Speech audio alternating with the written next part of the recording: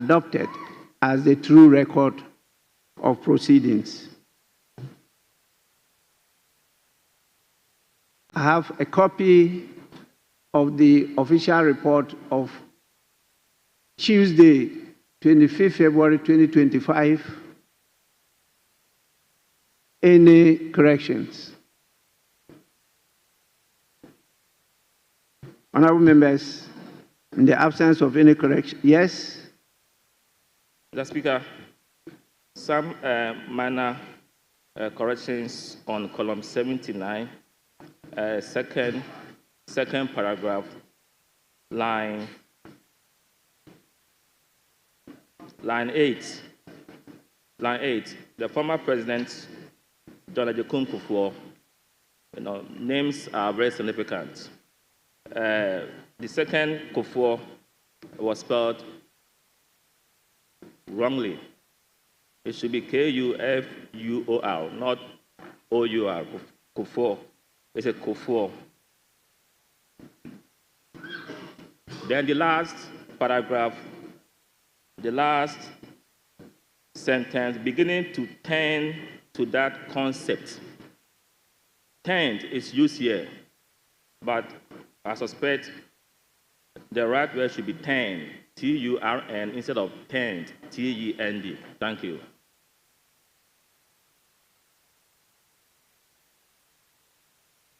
Table office, kindly take note of that. Yes, honorable member. Thank you very much, Mr. Speaker. Mr. Speaker, on column 75, line 8, the sentence should read, but I want to highlight one important thing that the maker, Mr. Speaker, the article there has been excluded, and I think that it is proper we include that. Still on the same column,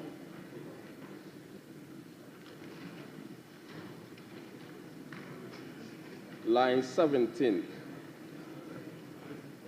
Mr. Speaker, it should read as, I think that apart from the law, the act that was passed by the House, we has been omitted. We should look at the projects. So, Mr. Speaker, the Hansard department the table should include we there. Mr. Speaker, column 76, paragraph 3. We have, Mr. Speaker, lastly, I would want to also suggest that apart from the budgeting offloading of projects, the mistake here is the phrase, the maker of the statement has to be deleted. The maker of the statement has to be deleted and replaced with we, so that it will then read as, Mr. Speaker, lastly, I would want to also suggest that apart from the budgetary offloading of projects, we could include in every brochure, So that I would be able to tell that when I call this investor, they would be, the B is excluded, and it has to be included in the sentence, be able to, and we'll replace participate with partner. We'll replace participate with partner in the same sentence. Thank you, Mr. Speaker.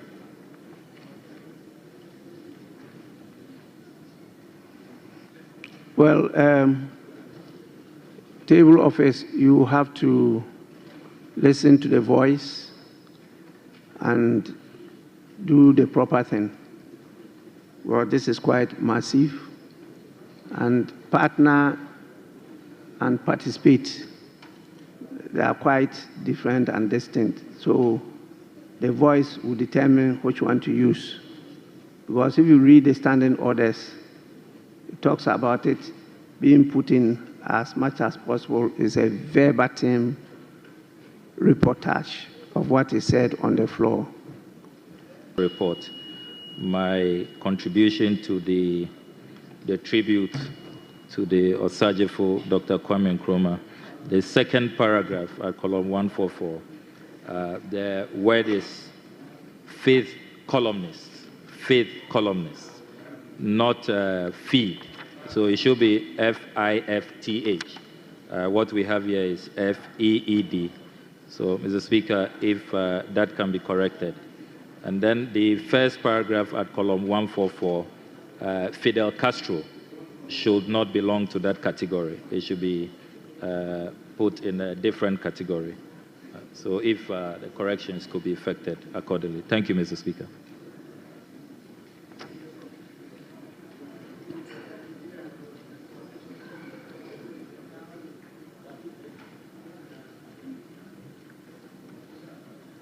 Yes, table office, kindly take note of that.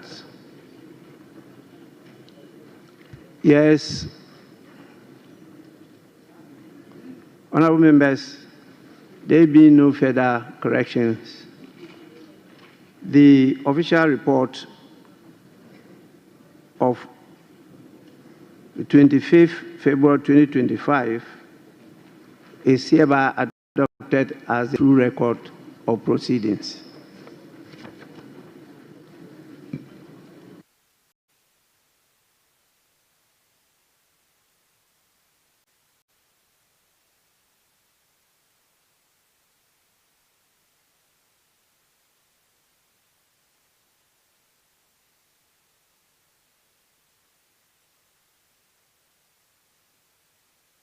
Honorable members, we will now move on to the item of the day.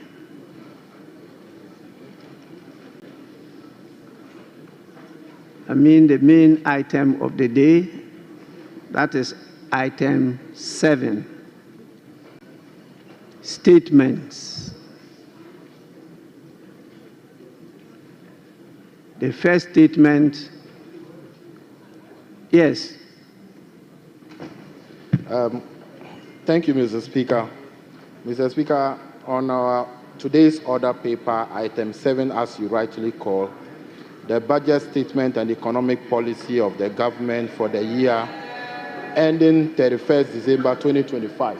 Mr. Speaker, I want to invite you to our standing orders, order 195. 2. Mr. Speaker, with your permission, I need guidance and I'll read it.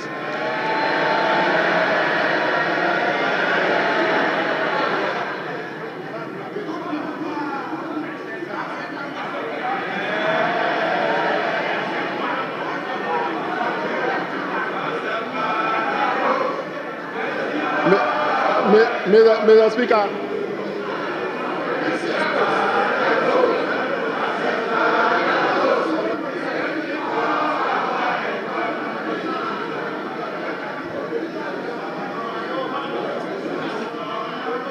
Honorable, please, let's listen to the Deputy Minority Whip.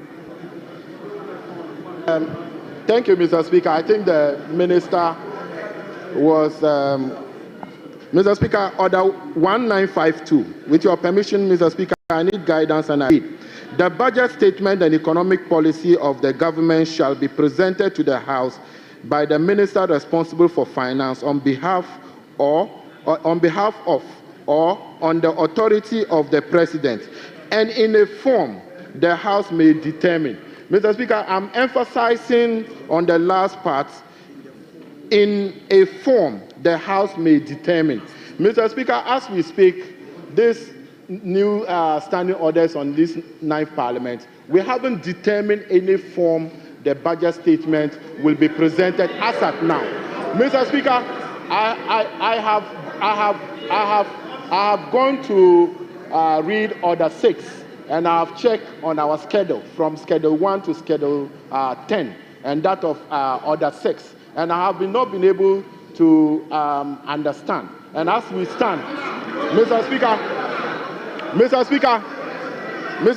as at now, the House has not determined the form the budget is going to be presented. So, Mr. Speaker, the House has to determine the form before he can present any statements. Mr. Speaker, that is my plea, that the House must determine, my application is that the House must determine the form of the budget statement before he reads the statement. Thank you, Mr. Speaker.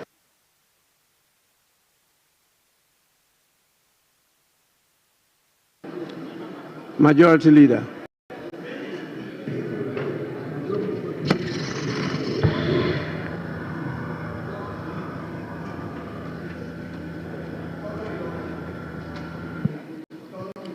Mr. Speaker, the Public Financial Management Act and its various amendments spell out clearly the budgeting process, the requirements of a budget, what must be contained in it, and etc. And that was a legislation enacted by the same Parliament. And this Parliament acts according to the prescriptions of that legislation. So if there are provisions in the standing orders that recommend that we have a form in which the budget should be presented, the provisions of the Public Financial Management Act, of course, is the parent legislation dealing with financial management and the presentation of budgets. So, Mr. Speaker, I don't think there's an issue here. Let's proceed and take the budget statement from the Minister of Finance.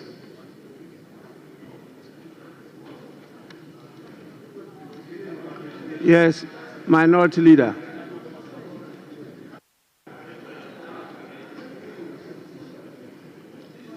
Mr. Speaker,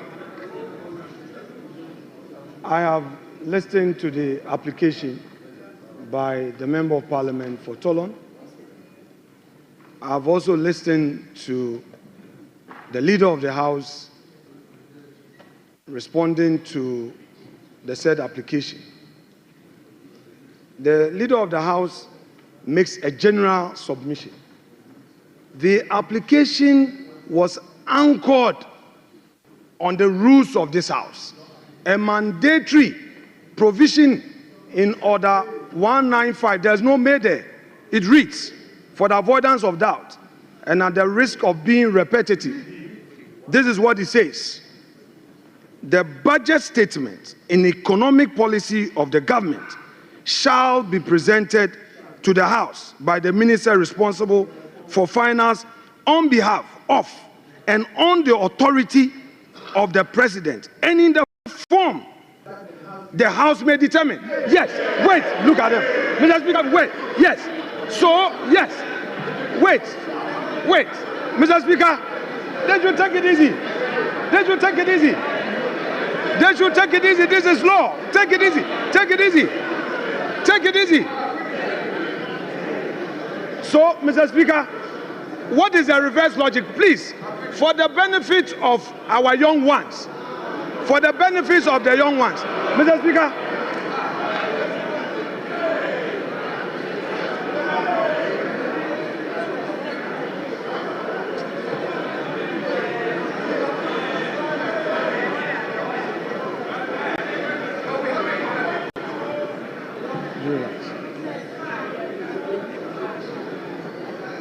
Mr. Speaker,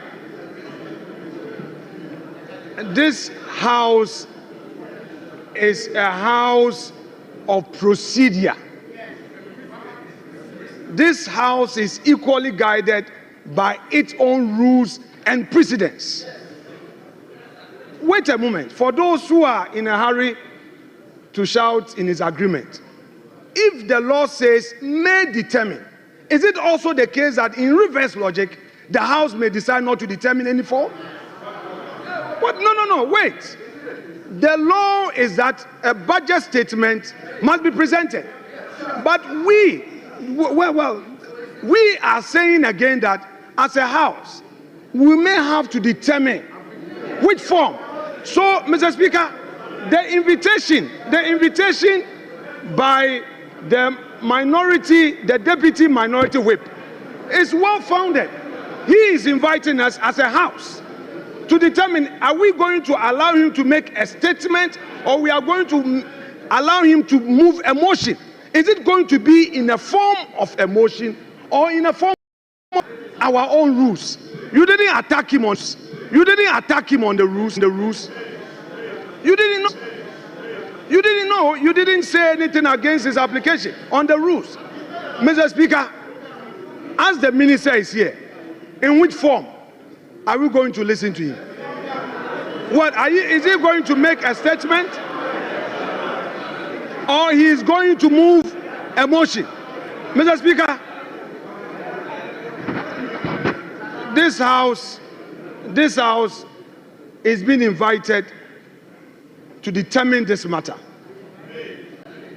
You see, the Supreme Court has had an occasion to give a contextual interpretation where may is placed to mean shall.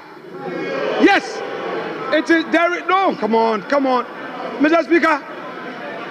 Speaker, even that argument aside, put that argument aside. There's no need for any interpretation of whether may should be shall. The point is that the law provides that we should determine the form. The law says we should determine the form. In this house, there are ways to come here. You come to make a statement, you come to move a motion. What is the minister coming to do? It's for this house to determine that this house should debate the statement. It's done. Thank you, Mr. Speaker.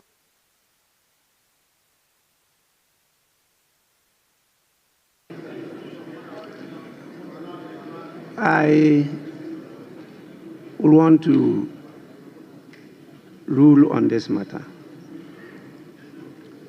I've heard enough. I think in terms of procedure, the right thing has been done. The order you quoted clearly states the statement.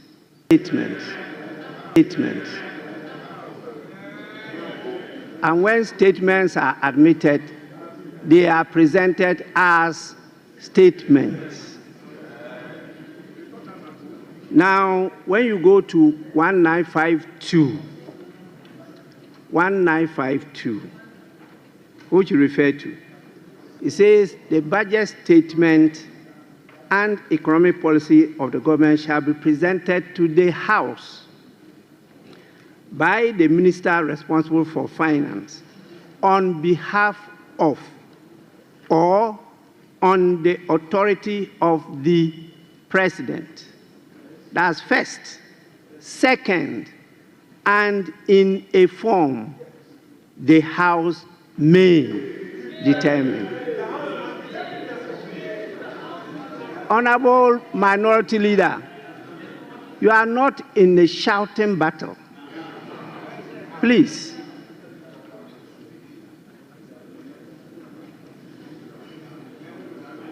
This is the House.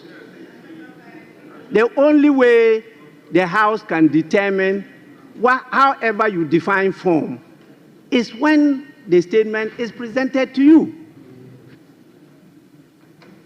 The House cannot determine this matter outside the House.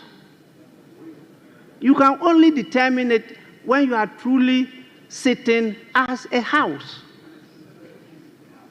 And this is the House. He's presenting the statement. If you decide that you want a form, when it is presented, you take this opportunity to determine that form you want. It has to be presented to the House. And if you may, you determine the form you want it to be presented. That can be part of the debate. But I'm not sure the definition you are putting on the word form. Form. Please go back to your lexicons.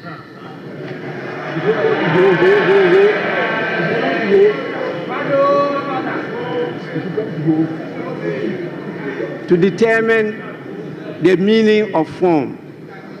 I think the right thing is being done. The statement was admitted. It's been properly captured on the order paper as programmed by the business committee, and the minister is here to present the statement to the House. so the minister may do so. So, honorable members,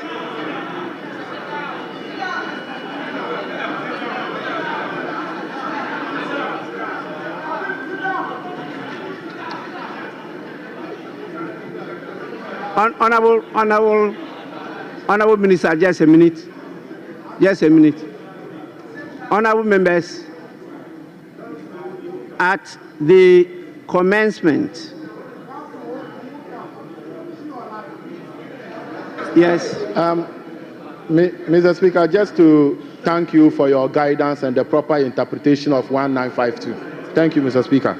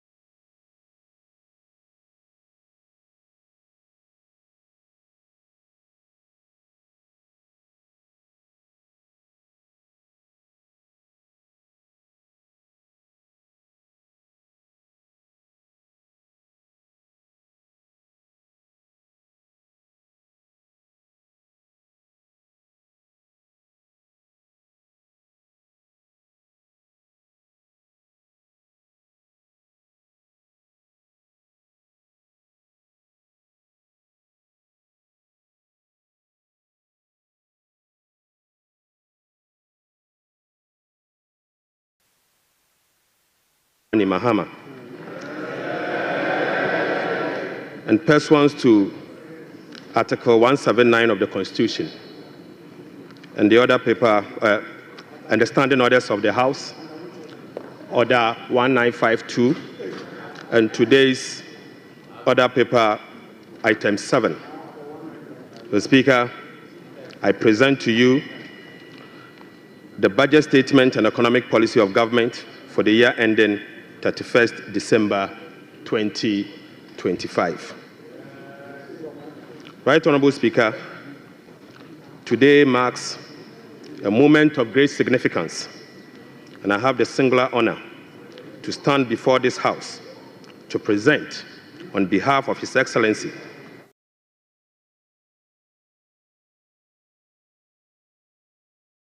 President John Dramani Mahama, following his extraordinary mandate, the maiden budget of his new administration. Mr. Speaker, I'm deeply grateful to His Excellency the President for entrusting me with this responsibility. Respectfully, Mr. Speaker, I also submit to this House the following statutory report as required by law. The 2024 Annual Report on the Petroleum Funds, in line with Section 48 of the Petroleum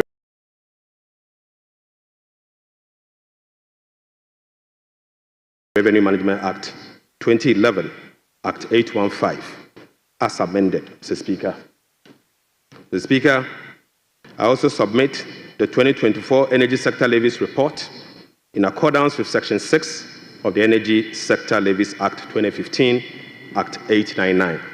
And finally, Mr. Speaker, the 2024 Annual Report on the collection and utilization of the African Import Union Levy, in line with Section 7 of the African Union Import Levy Act 2017, Act 952. Right Honorable Speaker, with this budget, I will also be seeking a review of the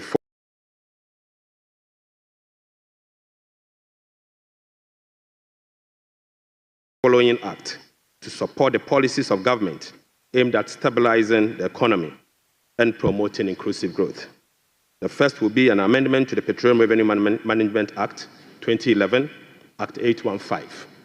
The second will be the Ghana Infrastructure Investment Fund 20, Act 870.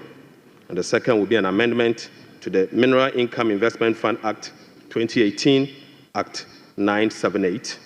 The Speaker, I will also be seeking amendment to the Energy Sector Levies Act 2015, Act 899. I will be seeking amendment to the Ghana Cocoa Board Act, Act 1984, the PNDC Law 81, as amended. The Speaker, that's not all. I will also be seeking amendment to the earmark funds capping and realignment Act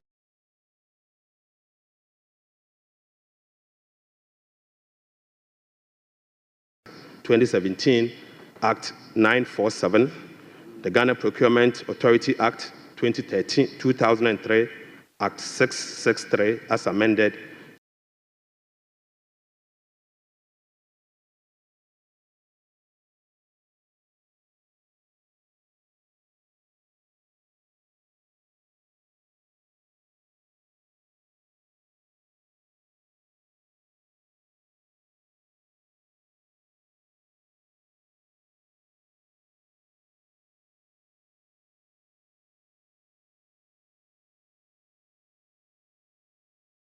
in Act 914. Speaker, I will be seeking amendment to the Ghana Education Trust Fund Act 2000, Act 581.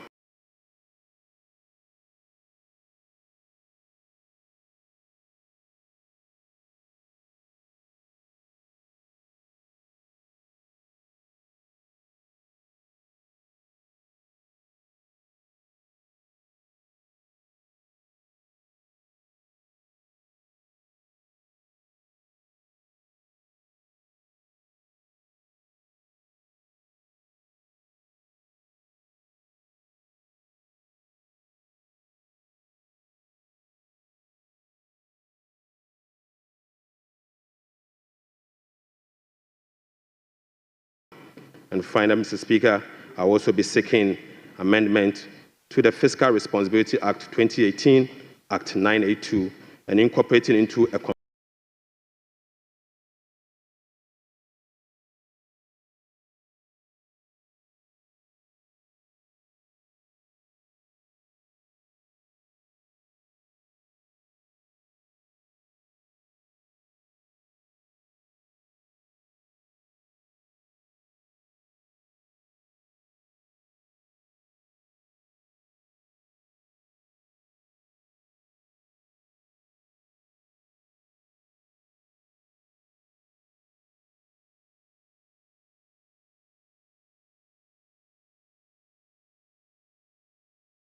comprehensive public financial management act. Mr. Speaker, I forgot to add that I will also be seeking amendment to the Revenue Administration Act 2016, Act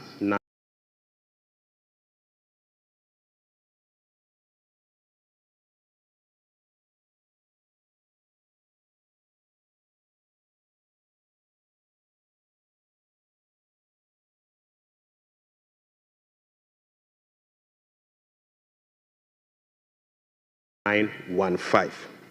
So, Speaker, we remain committed to the pursuit of our 24-hour economic policy of stimulating economic growth and job creation. Right Honourable Speaker,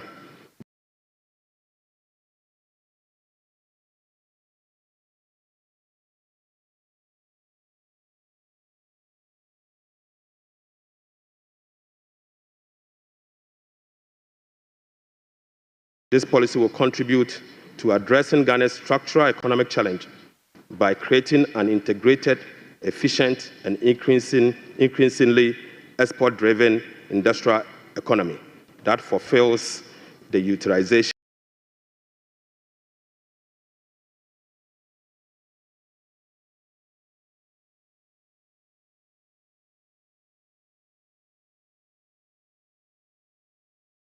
of our national resources, capital, and labor power. Right Honourable Speaker, will be presenting the 24-hour economy policy to Parliament in due course. In this respect, Mr. Speaker, the Labour Act, the Ghana Investment Promotion Act, and other enabling legislations will be reviewed accordingly. Mr. Speaker, as part of the effort to stabilize our city through foreign exchange and gold reserve accumulation, I will also submit a bill to provide a legal framework for the establishment of the Ghana Gold Board for the consideration of this House. Mr. Speaker, this budget is indeed an abridged version of the 2025 budget statement and economic policy of government. I respectfully request the Hansa Department to capture the entire budget statement and economic policy of government for the year ending 31st December 2025. Mr. Speaker, standing here evokes a sense of nostalgia as I reflect on my journey in public service. From my early days as a young parliamentarian in this House in the year 2009, destiny has guided my path from a backbencher to economy through sound policy and structural reforms that will propel our country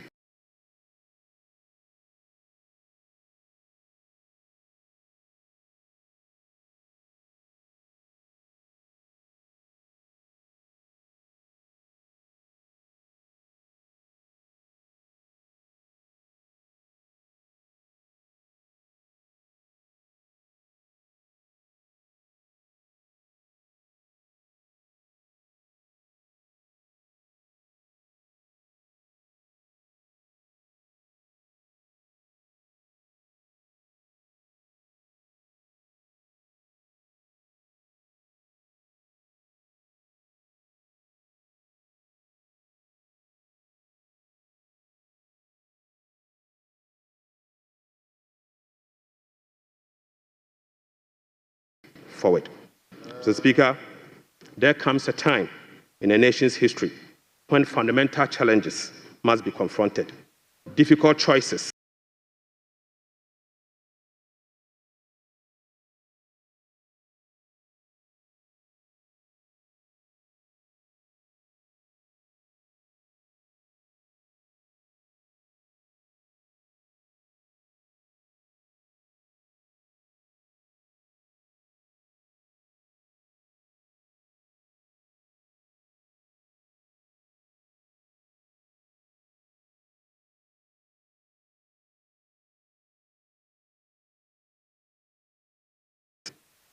choices must be made, and a new course must be set for the future. For Ghana,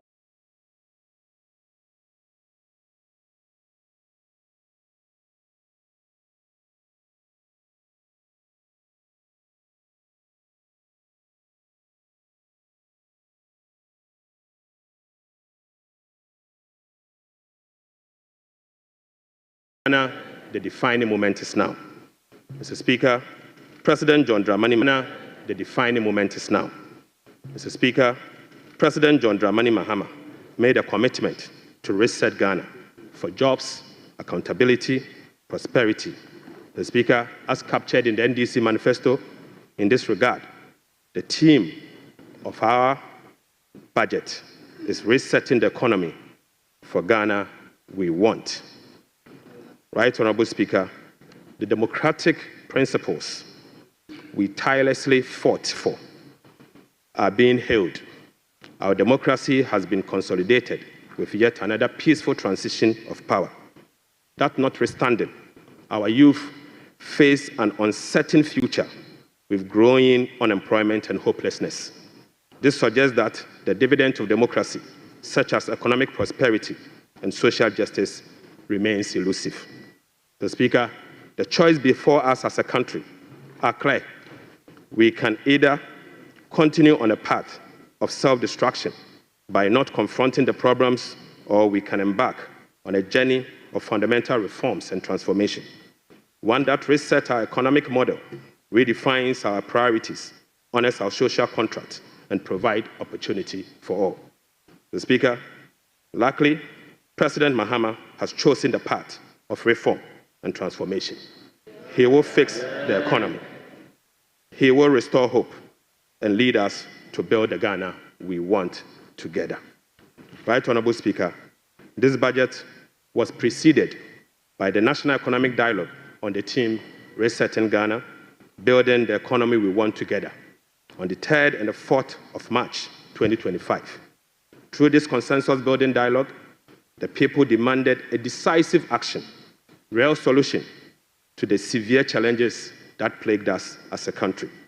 Mr. Speaker, the 2025 budget is a culmination of the true aspirations, felt needs, genuine desires of the people of Ghana, expressed through the engagement with diverse stakeholders.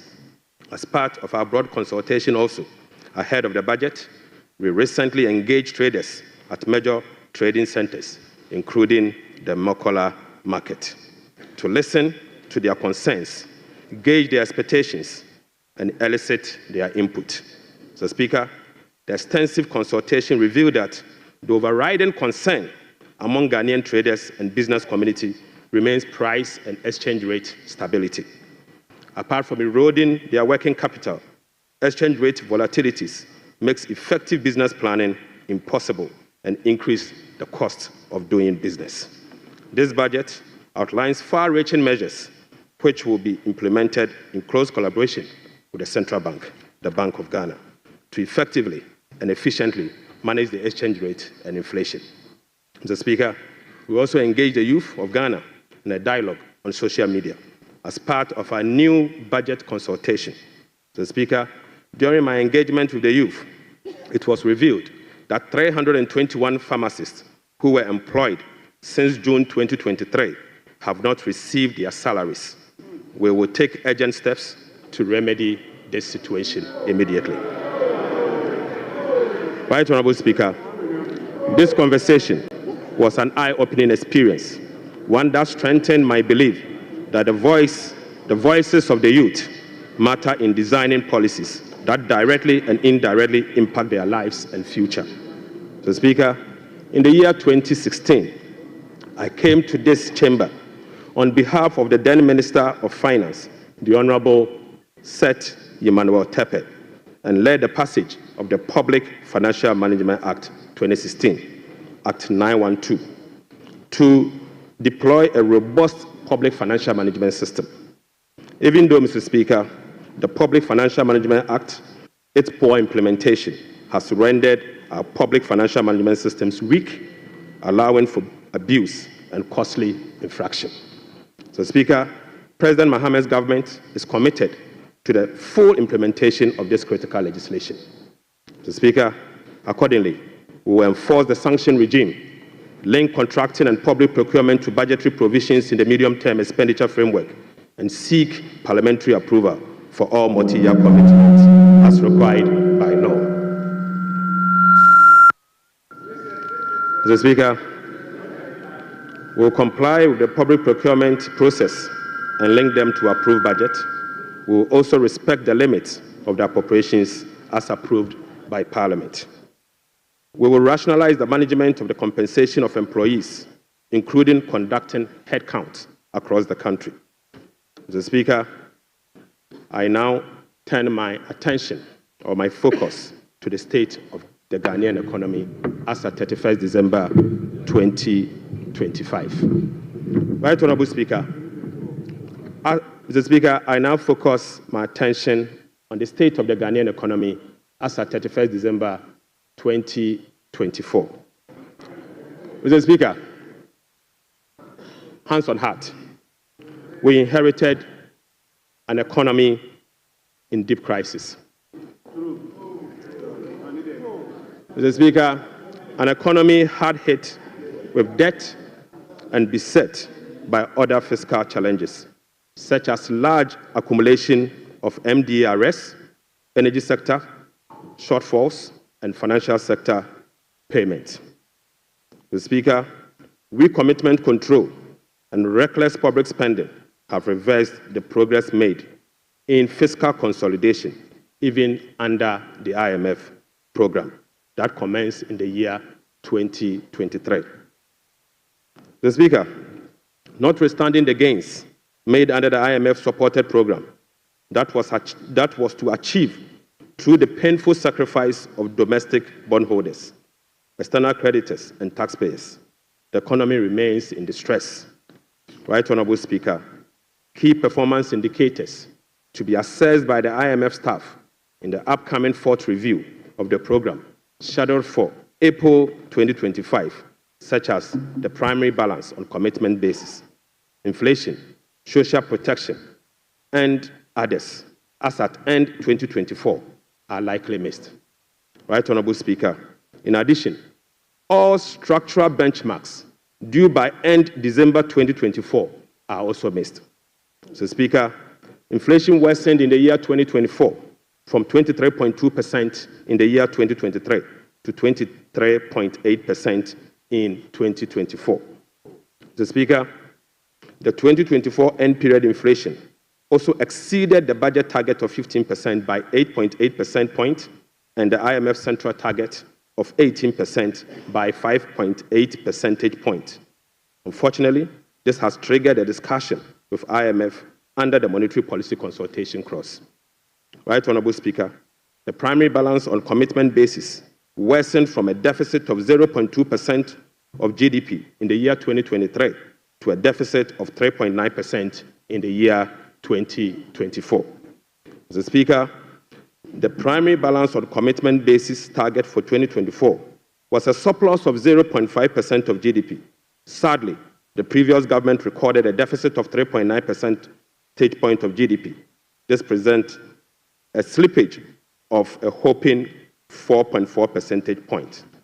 Right Honorable Speaker, at the end of December 2024, total central government arrests amounted to 67.5 billion Ghana cedis, representing 5.2% of GDP. The Speaker, with the road sector recording an arrest of 21 billion Ghana cedis. The Speaker, when I assumed office on the 23rd of January 2025, my office was inundated with requests for payment from many contractors and suppliers.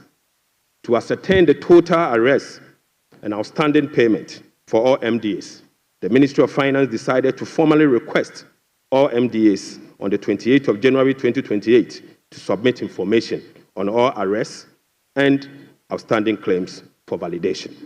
Subsequently, Mr. Speaker, the Ministry of Finance held a special hearing with the MDAs to validate the arrests that were submitted for payment. The response from the MDAs and the validation revealed that a staggering amount of 67.5 billion Ghana cedis is owed to government contractors and suppliers. Mr. Speaker, this consists of MDA's outstanding interim payment of invoices worth 49.2 billion and bank transfer advice at the Controller Accountant General worth 18.3 billion Ghana cedis. Mr. Speaker, this 67 billion excludes 1.73 billion US dollars owed to independent power producers. This 67 billion also excludes 68 billion Ghana cedis owned by the Electricity Company of Ghana to contractors. Mr. Speaker, this 67 billion US dollars also exclude the 32 billion owned by the Ghana Cocoa Board to contractors. And Mr. Speaker, this 67.5 billion also excludes the 5.75 billion owned by the Ghana Road Fund to various contractors. Right Honorable Speaker, the Bank of Ghana is also seeking an amount of 53 billion Ghana cedis as bailout to be able to address their negative equity challenge that they face. Mr. Speaker, as part of the measures to address these mounting accumulated arrests, we have commissioned an audit of these arrest payments and guarantee value for money before a penny will be paid. Mr. Speaker, before a penny will be paid, we'll commit to do that arrest. Right Honorable Speaker, in addition to the 67.5 billion cedis in arrests, the validation process also revealed that MDAs have awarded contract to the tune of a minimum 194 billion Ghana cedis. Mr. Speaker, this amount represents 16.5% of GDP as at the end of 2024, with the road sector again alone accounting for 100 billion Ghana cedis. Mr. Speaker, most of these contractors and most of these contracts were awarded without commencement certificate and authorization. Mr. Speaker, this is in blatant violation of the Public Financial Management Act, Act 921. Right, Honorable Speaker, let me now update you on our debt service obligations. Mr. Speaker, apart from the huge arrests and commitment, our fiscal situation is further complicated by huge bullet debt service and constrained fiscal financing options. Currently, Mr. Speaker, the government option to finance the budget is limited to only Treasury bill market following the debt restructuring program. Moreover, the forthcoming debt service of both domestic and Eurobond debt obligation will have profound implications for fiscal sustainability and balance of payment. Right, Honorable Speaker, domestic debt service alone, programmed for the next 4 years, is 150.3 billion Ghana cedis. Mr. Speaker, simply put, the interest and principal payment that will be due for payment beginning now for the next 4 years is 150.3 billion Ghana cedis. This represents 11.6% of GDP in domestic debt service obligation alone. Mr. Speaker, of this 150 billion Ghana cedis, 73.3% of this 150 billion Ghana cedis is due for payment in the year 2027 and 2028. Right, Honorable Speaker, 2027 alone, the domestic debt service that will be falling due will be 57.6 billion, and 2028 will be made to call upon to pay 52.5 billion Ghana cedis. So, Speaker, the debt service obligation, billion Ghana cedis, requires rollover week in, week out, placing additional pressure on cash flows and liquidity requirements. Mr. Speaker, beyond the domestic maturities, Ghana faces significant external debt service obligations for the next 4 years. The next 4 years will be made to call upon to pay $8.7 billion US dollars, representing 10.9% of GDP, with heavy concentration again in the year 2027 and 2028. Again, Mr. Speaker, 55% of this external debt service will be due in the year 2027 and 2028. Right, Honorable Speaker, in the year 2027, we'll be made to pay $2.5 billion US dollars, and 2028, we'll have to again pay $2.4 billion US dollars. Right, Honorable Speaker, it seems the debt restructuring undertaken by the previous administration was designed to make 2027 and 2028 debt repayment heavy, sadly. So, Speaker, I don't know how come we sat and allowed that design to happen. So, Speaker, that is cancerous. But I can assure you, we will fix it. Mr. Speaker, in spite of all this upcoming domestic and external debt service obligation, no buffers were built to cushion this unprecedented debt service burden. Mr. Speaker, as of 7 January 2025, the debt service reserve account, the sinking fund in dollar, has a balance of $64,000 US dollars. Mr. Speaker, when we were leaving office, we left behind $319 million US dollars in that same account. Mr. Speaker, the debt service reserve CD account had an amount of 143 million Ghana cedis. Right, Honorable Speaker, when we were leaving office, the balance was 430 million Ghana cedis. Mr. Speaker, due to the bilateral creditors' debt restructuring that is ongoing, undertaken by previous administration, a staggering number of 55 projects have been halted. Mr. Speaker, this leaves a massive amount of 3 billion Ghana US dollars in undisbursed loans and about $300 million in outstanding interim payment certificates, IPCs.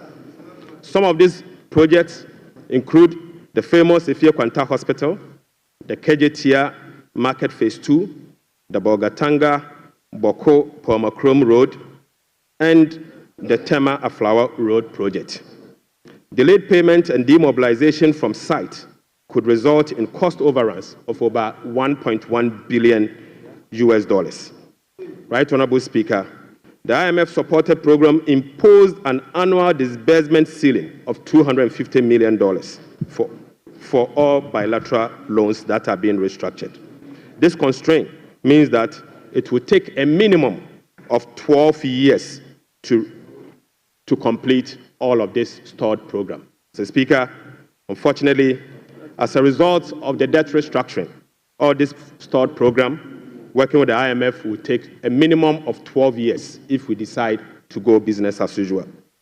We'll be engaging in the coming days to resolve this challenge. Mr. Speaker, I now take you to the famous energy sector fiscal risk. Mr. Speaker, the increase in energy sector financing shortfall is posing significant risk to the Ghanaian economy. In the year 2024, the Ministry of Finance supported the energy sector with payment of about 20.8 billion Ghana cedis. These resources could have been used for job creation and other development programs, like roads, schools, and hospitals, if the sector inefficiencies were resolved. The Speaker, a recent exercise conducted by the Energy Sector Financing Modeling Team under the Energy Sector Recovery Program, ESRP, revealed that the business-as-usual energy sector financing shortfall has increased significantly to about 35 billion Ghana cedis for the year 2025 alone, even after spending in excess of 20 billion cedis in the year 2024. Right, Honorable Speaker, more importantly, the shortfall for the period 2023 to 2026 has been estimated to be about 140 billion Ghana cedis. The Speaker, this amount is 20 times more than the allocation for goods and service for all MDAs in the year 2025. The Speaker, in addition, the energy sector shortfalls, which relate to current invoices that are largely unpaid legacy arrests due to the independent power producers. Mr. Speaker, the legacy arrests stood at $1.73 billion US as at end 2024. Right, Honorable Speaker, the cocoa sector, which has long been the backbone of the Ghanaian economy, is sadly on its knees, owing to gross mismanagement. Mr. Speaker, the sector faces declining output and financing challenges, characterized by unsustainable debt, rollover cocoa contract risk, and quasi-fiscal expenditures, including cocoa roads, which, Mr. Speaker, is a non-core function of the Ghana Cocoa Board. Right, Honorable Speaker, cocoa production has dropped by nearly 50% in revenue losses of about $840 million US for both Ghana Cocoa Board and the impoverished cocoa farmer. Right, Honorable Speaker, the rollout cocoa contract has resulted in a loss of $495 million US for the year 2025 alone. Mr. Speaker, these are the risks in relation to the market price differentials and, as a result, costs causing the smuggling that we see with Ghana Cocoa Board. Mr. Speaker, Cocoa Board outstanding debt amount to 32 billion Ghana cedis, of which 11.92 billion is due to be paid in the year 2025. Outstanding cocoa road contracts reached 21 billion Ghana cedis, approximately $1.3 billion in the year 2024, of which only 4.4 billion has been accounted for in Cocoa Board's finances for the year 2025. Mr. Speaker, the financial sector still struggles, even after spending 30.3 billion in the financial sector cleanup exercise, from a deficit of 0.2% of GDP at the end of 2023 to a deficit of 3.9% of GDP at the end of the year 2024. This is 4.4 percentage points worse than the target surplus of 0.5% of GDP. Sadly, Mr. Speaker, on cash basis, Mr. Speaker, the primary balance was a deficit of 1.2% of GDP against a target of 0.6% of GDP, representing a 100% deviation. Mr. Speaker, the overall fiscal balance on commitment basis for 2024 was a deficit of 7.9% of GDP against a target of 4.2%, 232.4 billion or 19.8% of GDP. This is 35.3% above the target of 171.7 billion or 16.8% of GDP. Unfortunately, Mr. Speaker, all expenditure lines exceeded their respective targets for the period, except for interest payments, goods and service, and other expenditures. Right Honorable Speaker, the discrepancies for the year 2024 being unclassified expenditure was 3.8 billion Ghana cedis as compared to 12.9 billion Ghana cedis in the year 2023. Mr. Speaker, at the end of December 2024, provisional data indicate that gross central government and guaranteed debt was 726.7 billion from 610 billion in 2023. This represents 61.8% of GDP in 2024, compared to 68.7% in the year 2023. Mr. Speaker, it is instructive to note that the debt to GDP ratio and the dollar component of our debt that has come down, that has reduced, is as a result of the 37% haircut on principal of Eurobond debt under the debt restructuring. Mr. Speaker, it is important to know that. Mr. Speaker,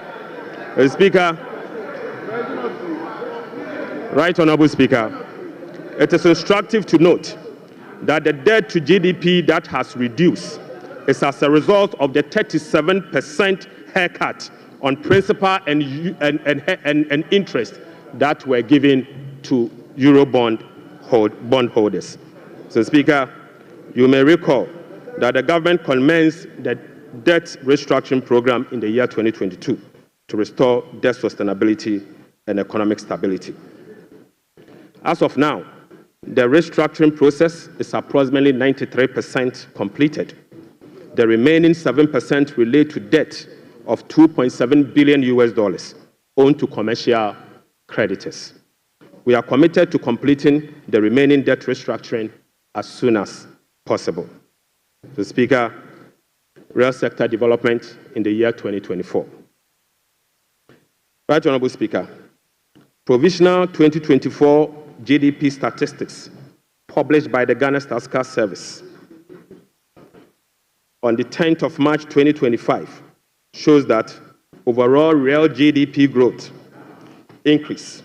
So, Speaker, at the end of increased to 5.7% in the year 2024. So, Speaker, I take that again. So, Speaker, provisional 2024 GDP statistics published by the Ghana Statistical Service on the 10th of March 2025 show that overall GDP growth grew by 5.7% of GDP in the year 2027, compared to the growth rate of 3.1% recorded over the same period. Mr. Speaker, the key driver of this growth was largely coming from gold mine. So, Speaker, including Galamsey. Including Galamsey. Mr. Speaker, Galamsey growth cannot be sustainable. Mr. Speaker, non-oil GDP growth. Mr. Speaker, the non-oil GDP grew by 0.6% in the year 2024, compared with the growth rate of 3.6% recorded in 2023. Mr. Speaker, the gross international reserves increased to a stock position of $8.98 billion at the end of 2024 and was enough to cover 4 months of imports, exceeding the target of a floor of 3 months of import cover. At the end of 2024, the currency had depreciated by 19.2% against the US dollars, 17.8% against the British pound, so, Speaker, and it had depreciated by 13.7% against the euro. The Speaker, Right Honorable Speaker, it is what it is.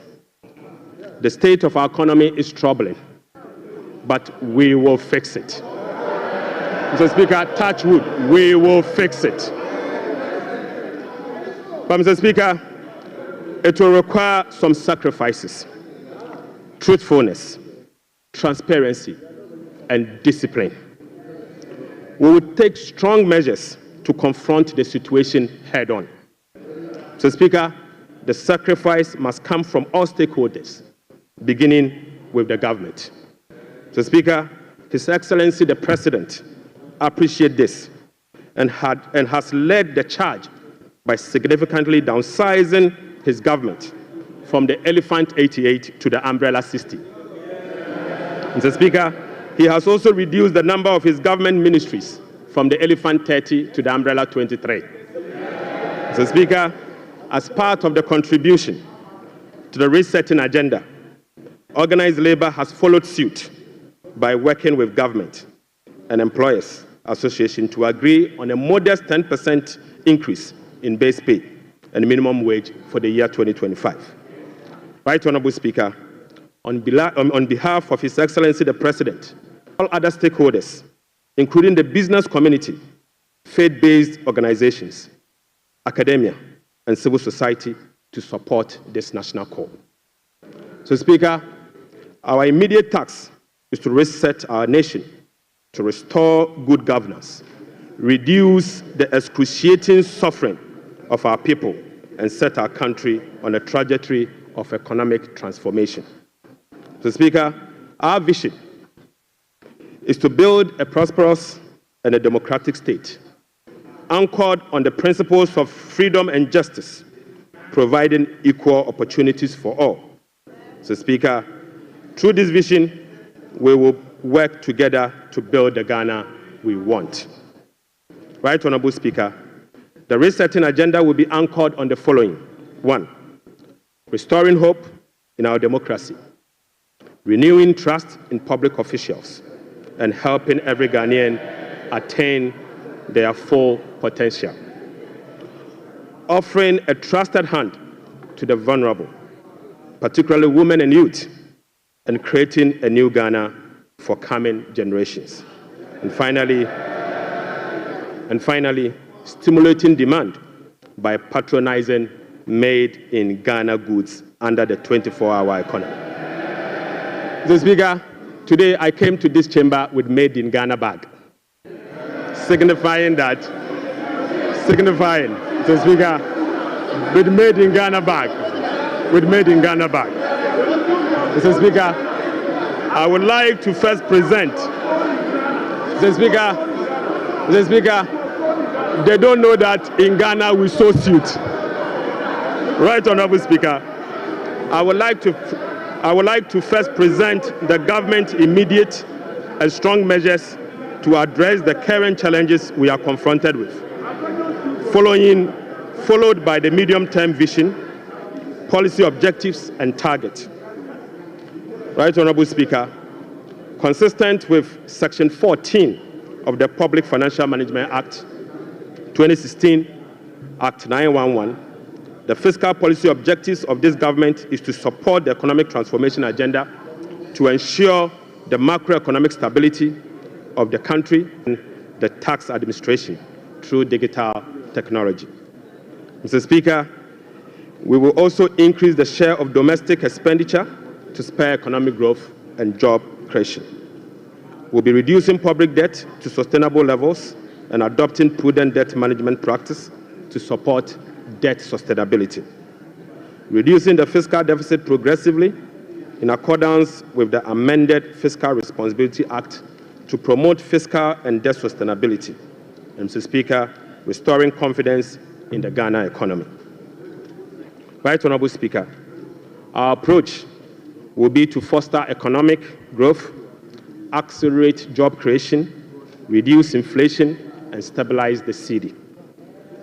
To achieve this, after all, whoever pays off their debt gets rich. So, Speaker, we are poised to implement a three-pronged approach to achieve our objective, beginning with this budget immediately.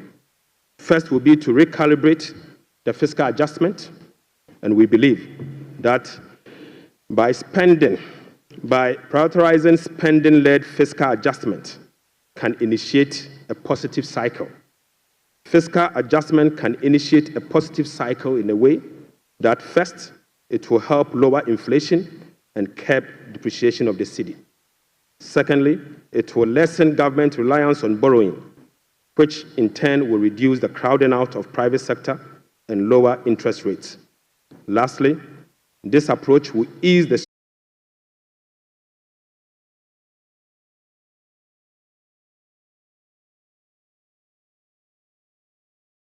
objectives. The following macroeconomic targets have been set for the year 2025. Overall real GDP growth of at least 4% of GDP. Mr. Speaker, not less non-oil real GDP growth of at least 4.8% of GDP. Mr. Speaker, end period inflation rate of 11.9%. Mr. Speaker, primary balance on commitment basis of a surplus of 1.5% of GDP. Mr. Speaker, gross international reserves, including oil funds and encumbered assets, to cover not more than a minimum of 3 months of import. Mr. Speaker, to address inflation, government will implement a number of measures to complement the Bank of Ghana and monetary authorities. Mr. Speaker, the measures to stabilize the exchange rate include the following. We will be establishing the Ghana Gold Board to enhance the generation of accumulation of forex to support the stability of the Ghana cedi. The Bank of Ghana will continue to implement its FX forward auction to support the stability of the Ghana cedi. Government's strong fiscal consolidation through the reduction in public sector spending and the fiscal deficit will reduce the pressure on the exchange rate. Mr. Speaker, our import substitution drive under the 24-hour economy involving domestic production of key products originally imported will reduce import and related FX requirements, boding well for FX stability. Right Honourable Speaker, we are addressing the inflation problems through a number of measures, including the following. First, specific interventions, including the Agriculture for Economic Transformational Agenda, is expected to increase food production and reduce food inflation. Government will implement policies that target items with large weight in the CPI basket, such as transportation and utility, to reduce their prices. Mr. Speaker, our aggressive fiscal consolidation drive aimed at reducing the fiscal deficit and borrowing will contribute significantly to reduce blanket purchase order to capture multi-year commitment contracts in line with our medium-term expenditure ceilings will be implemented. We will amend the Public Procurement Act to provide for an independent value for money office to scrutinize government procurement. Mr. Speaker, we will also work with Parliament to amend the Public Procurement Act to make commencement certificate and budgetary provision a prerequisite for all procurement that will be paid by the central government. Mr. Speaker, we will fully integrate GANEPS and GIFMIS to ensure that only MDA's projects and purchase orders that have approved budget and allotment can obtain procurement approvals. Mr. Speaker, we will operationalize the compliance desk at the Ministry of Finance to monitor reports on commitment and arrest accumulation. Mr. Speaker, aside that, we will publish a PFM league table for compliance purposes. We will strictly enforce sanctions under the sections 96 to 98 of the Public Financial Management Act for breaches of the PFM Act, specifically those that relate to arrest accumulation and commitment control. Right Honourable Speaker, we will cut waste and we will cut it very deep. Mr. Speaker, in this regard, we have selected expenditure items including the Ghana Cares, the U-Start, One District, One Factory for complete elimination. Mr. Speaker, we will reassign the functions of development authorities such as Coastal Development Authority, the Northern Development Authority, the Middle Belt Development Authority to the district assemblies and do away with, to allocate all ABFA resources for infrastructure use, not for goods and services, but for infrastructure use. The Speaker, JNPC share of net carried and participating interest from 30, we will reduce the GNPC share of net carried and participating interest from 30% to 15% and fully restore transfers to GNPC under the earmark fund and capping alignment act. Right, Honorable Speaker, we'll be amending the Mineral Income and Investment Fund Act to ensure that 80% of the royalties originally maintained by MIF is transferred to the Consolidated Fund for Infrastructure Development. Right, Honorable Speaker, we will strengthen social protection through the implementation of new interventions such as the no academic fee policy for all first-year students in public tertiary institutions under the No Fee Stress initiative. The Speaker, it also includes the free tertiary education for persons with disability, free primary health care, the Ghana Medical Trust Care, otherwise known as Mahama Care, and free sanitary pads for schoolgirls. Mr. Speaker, to address the energy sector challenges, including reducing the quantum of large energy sector shortfalls, the following energy sector recovery program interventions will be implemented this year. First, Mr. Speaker, ECG and NEDCO will implement a number of measures, including metering and implementation of private sector participation. Mr. Speaker, we'll also implement the liquid fuel to gas swap through an increase in N-gas supply from 60 mmSC per day to 100 mmSC to take advantage of cheaper gas prices and others. Mr. Speaker, we will complete the IPP capacity renegotiation to generate some savings through negotiated lower fixed capacity charges and variable O&M charges. Mr. Speaker, as agreed with the IMF by the previous administration, we will implement the following ESRP measures to achieve the structural benchmark of the IMF program. Mr. Speaker, PURC will continue to implement the quarterly tariff adjustment to reflect changes in inflation, exchange rate, and generation mix.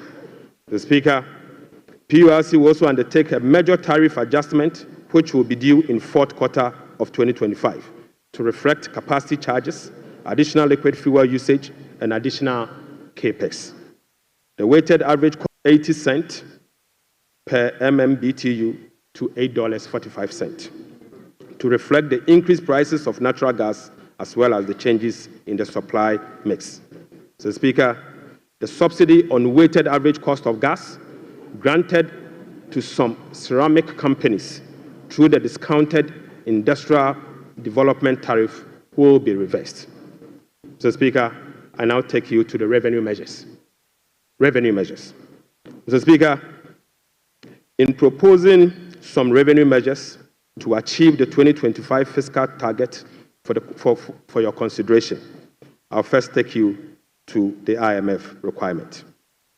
Mr. Speaker, this measure is inconsistent with our commitment under the IMF-supported program to observe a non-oil tax revenue effort of 0.6% point of GDP annually as part of the measures to improve domestic revenue mobilization and achieve our debt sustainability target over the medium term.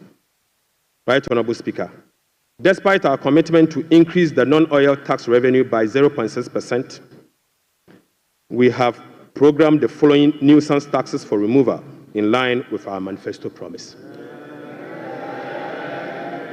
Mr. Speaker, we will abolish the 10% withholding tax on winning from lottery, otherwise known as the betting tax. Mr. Speaker, we will abolish the electronic transfer levy, e-levy, of 1%.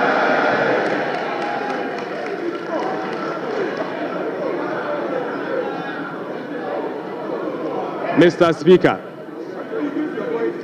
Speaker, we will abolish the 10% withholding tax on betting.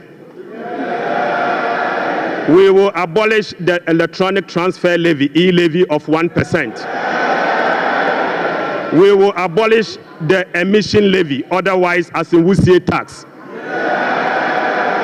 We will abolish the VAT on motor vehicle insurance policy. Mr. Speaker, we will abolish the 1.5% withholding tax on unprocessed gold by small-scale miners.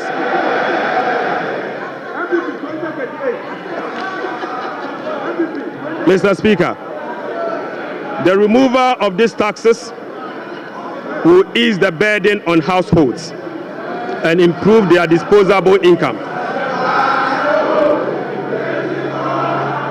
The removal of these taxes will ease the burden on households and improve their disposable incomes. In addition, it will support business growth and improve tax compliance. Mr. Speaker, Right Honorable Speaker, the tax refund account has been abused in recent years. In the last 8 years, a study revealed that 29.1 billion Ghana cedis had accrued to the tax refund account, with only 12.5 billion Ghana cedis, representing 43% of the total accrued amount, being used for tax refund purposes. Mr. Speaker, the study also revealed that 16.6 billion Ghana cedis, representing 57% of the total amount accumulated in the tax refund account, was misapplied. Mr. Speaker, which is a total violation of the Revenue Administration Act, Act 915, and the Public Financial Management Act. Instructively, Mr. Speaker, there were virtually no tax refund arrests over the period. Mr. Speaker, and therefore, we are reducing the current tax refund ceiling by 2 percentage points from 6% to 4% of total revenue, as defined in Section 69 of the Revenue Administration Act, Act 915. Mr. Speaker, by reducing the ceiling on the tax refund from 6% to 4%, Right Honorable Speaker, we have saved the taxpayer 3.8 billion Ghana cedis. Mr. Speaker, this amount is enough to close the revenue shortfalls from the removal of the account from 6 to 4. It is enough to remove this tax, and the savings will be provided to take care of social interventions. Mr. Speaker, already we have saved 3.8 billion cedis for 2025 alone from one source, and this is enough to close the gap from the taxes we have removed today. Mr. Speaker, to address the concerns from well-meaning Ghanaians on how we are going to close the revenue shortfalls as a result of the removal of the selected taxes, the answer is that we have stopped the bleeding. We have stopped the bleeding. Mr. Speaker, accordingly, with this budget, we will amend the Revenue Administration Act 2016, Act 915. This measure will improve the tax revenue net of tax refund by 2%, representing 0.3% of GDP. Mr. Speaker, in line with government policy, the 2025 minimum wage recently negotiated with the National Tripartite Committee will be zero-rated. This is consistent with our resolve to protect the poor and the vulnerable. Mr. Speaker, again, with Right Honorable Speaker, the rest of the energy sector levies, including the Road Fund Levy, Energy Fund Levy, Price Stabilization and Recovery Levy, Public Lighting Levy, and National Electrification Levy will remain to support the achievement of their intended objectives. Right Honorable Speaker, Ghana has not sufficiently capitalized on the benefits of its extractive sector to generate revenue to support development and diversification. We have failed to leverage our natural wealth by capturing its rent and channeling it towards productive infrastructure and human capital. Natural resource rent, which is the difference between the revenue of a commodity and the average cost of producing that commodity, is about 14% of GDP in the case of Ghana. However, Mr. Speaker, revenue from extractive industry is around 1.5% of GDP only. This is because, as a country, we have failed to fully capture the economic rent of our natural resources. Mr. Speaker, whereas global gold prices have seen some significant increase in recent times, Ghana has not been able to take full advantage of the development. Subsequently, Mr. Speaker, we are proposing to increase the growth and sustainability levy from 1% on gross production of mining companies to 3% to enable the nation to have its fair share of the windfall. Mr. Speaker, we also propose to extend the sunset clause to 2028. Mr. Speaker, government will work with the stakeholders, including the private sector, to roll out a technology-driven solution to reintroduce road tolls this year as part of the big push. Right, Honorable Speaker, we will also strengthen the legal and regulatory regime for non-tax revenue and enforce the framework to improve service delivery. This will be achieved through the introduction of an overarching non-tax revenue legislation, amendment of existing relevant laws, and the development of a national non-tax revenue strategy and policy.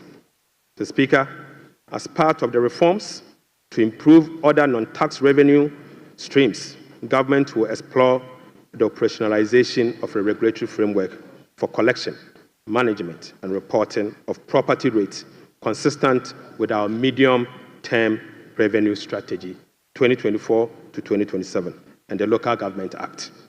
Mr. Speaker, we believe that the local authorities must be given the opportunity to collect their own property rates. Mr. Speaker, the current compliance rate for SMEs and personal income tax is below 30%, which is extremely low. Government will embark on an aggressive and sustained tax education campaign. Mr. Speaker, total revenue and grant for 2025 is projected at 223.8 billion Ghana cedis, or 17.2% of GDP, up from 186.5 billion, or 17.4% of GDP. The projection is underpinned by non-oil revenue measures, which are expected to yield at least 0.6% of GDP. Mr. Speaker, 69.1 billion, representing 20.7% of GDP, down from 279.2 billion, which is 26% of GDP in the year 24.7 billion Ghana cedis, representing 21.7% of GDP in the year 2024. Mr. Speaker, based on the resource allocation from 2025 fiscal year, the total appropriations for the year ending 31st December, Speaker, based on the estimate for total revenue and grant and total expenditure, the projected overall balance on commitment basis is a deficit of 43.8 billion Ghana cedis, equivalent to 3.1% of GDP. The corresponding primary balance on commitment basis is a surplus of 20.3 billion Ghana cedis, equivalent to 1.9 billion Ghana cedis, equivalent to 4.1% of GDP. The corresponding primary balance on cash basis is again a surplus of 7.3 billion, equivalent to 0.5% of GDP. Right, Honorable Speaker, the cash deficit of 56.9 billion is expected to be financed from both foreign and domestic sources. The total foreign net financing will amount to 21.4 billion Ghana cedis. Foreign financing will include a provision for financing from IMF ECF program disbursed of 720 billion Ghana cedis and the World Bank Development Policy operations of 600 million Ghana cedis. The residual net domestic financing will amount to 36.9 billion, representing 65% of total financing for 2025. This is expected to be sourced from the issuance of debt at the short end of the domestic market and opening of the domestic market. Manage our public debt. Right Honorable Speaker, I'm pleased to report to the House that following our proactive fiscal management strategy, in our engagement with the market, this management strategy has yielded sufficient dividend. Mr. Speaker, on the 7th of January 2025, the NDC government inherited a 91-day Treasury bill rate of 28.19%. Mr. Speaker, just 2 months into this administration, we have successfully reduced this rate to 17.72% as at last Friday. Mr. Speaker, this represents a reduction of over 10%. In other words, 1,047 basis points in just 2 months. Mr. Speaker, similarly, on the 7th January 2024, we inherited a 182-day Treasury bill rate at 28.92%. We have again successfully reduced that rate to 18.97% as at Friday, 7th March 2025. This represents a reduction of 995 basis points in only 2 months. Mr. Speaker, again, on the 7th of January 2025, we inherited a 364-day Treasury bill rate of 30.15%. We have successfully reduced this rate to 19.93% as at Friday, 7th March 2025. Mr. Speaker, this represents a reduction of 1,022 basis points in just 2 months. Mr. Speaker, on average, rates have fallen by over 1,000 basis points, signifying a strong investor confidence, crowding in the private sector, reducing the cost of doing business, and overall acceptance of economic policies of President John Dramani Mahama, ultimately laying the groundwork for sustained macroeconomic stability. It has been done already. Mr. Speaker, Right Honorable Speaker, the key policy intervention to support economic transformation and job creation agenda include the following. Mr. Speaker, the 24-hour economy aimed at stimulating economic growth by creating an enabling environment for businesses and institutions to operate 24/7 in 3 shifts of 8 hours each to boost production, promote productivity, and generate well-paying jobs. We will be presenting the policy to Parliament in due course for consideration. Accordingly, Mr. Speaker, the Labour Act, the GIPC Act, and other enabling legislations will be reviewed to support the 24-hour. The $10 billion big push policy for strategic infrastructure development to open up the country and drive sustainable economic growth. Right Honorable Speaker, the Ghana Gold Board will be established in the course of the year and as soon as possible. So, Speaker, we will stabilize the Ghana cedi and provide stability to the macroeconomy.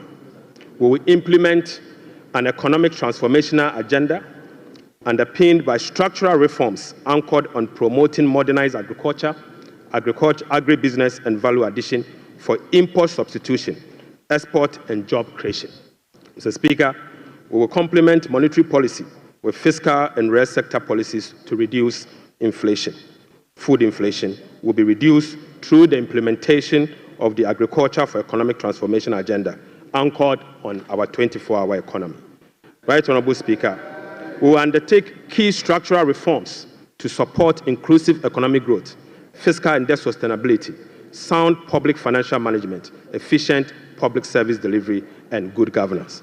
The Speaker will restructure the Bank of Ghana to strengthen its independence and operationalize its efficiency mandate. The Speaker we will ensure that social protection is adequately catered for in the course of the year. We'll use government procurement to drive Made in Ghana agenda to promote production and consumption of Made in Ghana goods. Right, Honorable Speaker, to demonstrate this agenda, as I said, I came to this House with a presentation of a bag proudly made in Ghana by Horseman. Mr. Speaker, this should be encouraged. Right, Honorable Speaker, beginning this year, we will formalize the export of Ghanaian labor to other countries. We will ensure a structured and beneficial system for Ghanaian workers seeking employment abroad and create safer legal pathway for them to work in foreign countries whilst protecting their rights and welfare. Mr. Speaker, this will also reduce illegal immigration, prevent worker exploitation, and maximize the economic benefits of remittance and boost foreign exchange earnings. Mr. Speaker, I now take you to how these resources will be allocated in the year 2025. Mr. Speaker, we will provide a cedi equivalent of $279 million as a revolving fund for the Ghana Gold Board to be able to purchase and export at least 3 tons of gold per week from small-scale miners. Mr. Speaker, we have allocated 13.85 billion Ghana cedis for Big Push project. Mr. Speaker, we have allocated 13.85 billion Ghana cedis for the Big Push program. Mr. Speaker, an amount of 499.8 million Ghana cedis has been allocated for the non-academic fee policy for all first-year students in public tertiary institutions under the No Fee Stress initiatives. Mr. Speaker, we have allocated an amount of 292.4 million Ghana cedis to commence the distribution of free sanitary pads to female students in primary and secondary schools. Mr. Speaker, we have allocated again an amount of 242.5 million Ghana cedis to support the victim of Akosombo Dam spillage. Right, Honorable Speaker, we have also allocated an amount of 200 million Ghana cedis to support the victim of tidal wave disaster that recently displaced resident in certain part of K2 South constituency. Mr. Speaker, the overarching concern about free secondary education has been its quality and the absence of dedicated sources of financing. His Excellency President John Dramani Mahama has resolved it. Mr. Speaker, let me take this again. The overarching concern about free secondary education has been its quality and the absence of a dedicated sources of funding. His Excellency President John Dramani Mahama has resolved the funding challenges by uncapping the GET fund. Mr. Speaker, this makes available dedicated funding for full financing of free senior secondary school education and free tertiary education for persons with disability. Mr. Speaker, therefore, Capping and Realignment Act will be amended to uncap the Ghana Education Trust Fund. Mr. Speaker, this year, the budget for free senior secondary school education program is 3.5 billion Ghana cedis. By uncapping the GET fund, we will be making available an additional 4.1 billion Ghana cedis, specifically for financing free secondary education program and other related expenditures. Aside the uncapping of GET fund, we have also absorbed the debt service made up of interest and principal from the Dache bond that GET fund contracted. Right Honorable Speaker, we have also allocated an amount of 564.6 million Ghana cedis for the provision of curriculum-based textbooks covering the following. 1, 4 sets of KG books and workbooks for about 2.8 million learners. Mr. Speaker, we have also provided for 4 sets of primary textbooks for about 800,000 learners. Mr. Speaker, we have also provided for 9 sets of SHS textbooks for about 540,000 learners. Right Honorable Speaker, under the school feeding program, budgetary provision has been increased from the 1.3 billion Ghana cedis last year to 1.78 billion Ghana cedis. Mr. Speaker, representing a 33% increase. The allocation for 2025 reflects an increase in feeding costs per meal, per child, from the 1 cedi 50 pesos to 2 cedis, representing 33.3%. Mr. Speaker, the government has also allocated 145.5 million Ghana cedis to the capitation grant, up from 84 million Ghana cedis in 2024. This is an increase of 73.4% over the previous year. Mr. Speaker, we have also allocated 203 million Ghana cedis for the payment of teacher training allowances and another 480 million Ghana cedis to nursing training allowances. Mr. Speaker,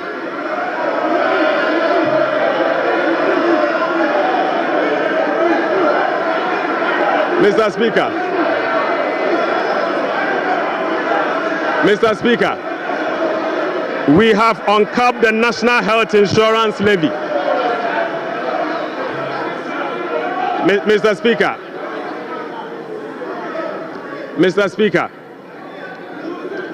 we have uncapped the National Health Insurance Levy.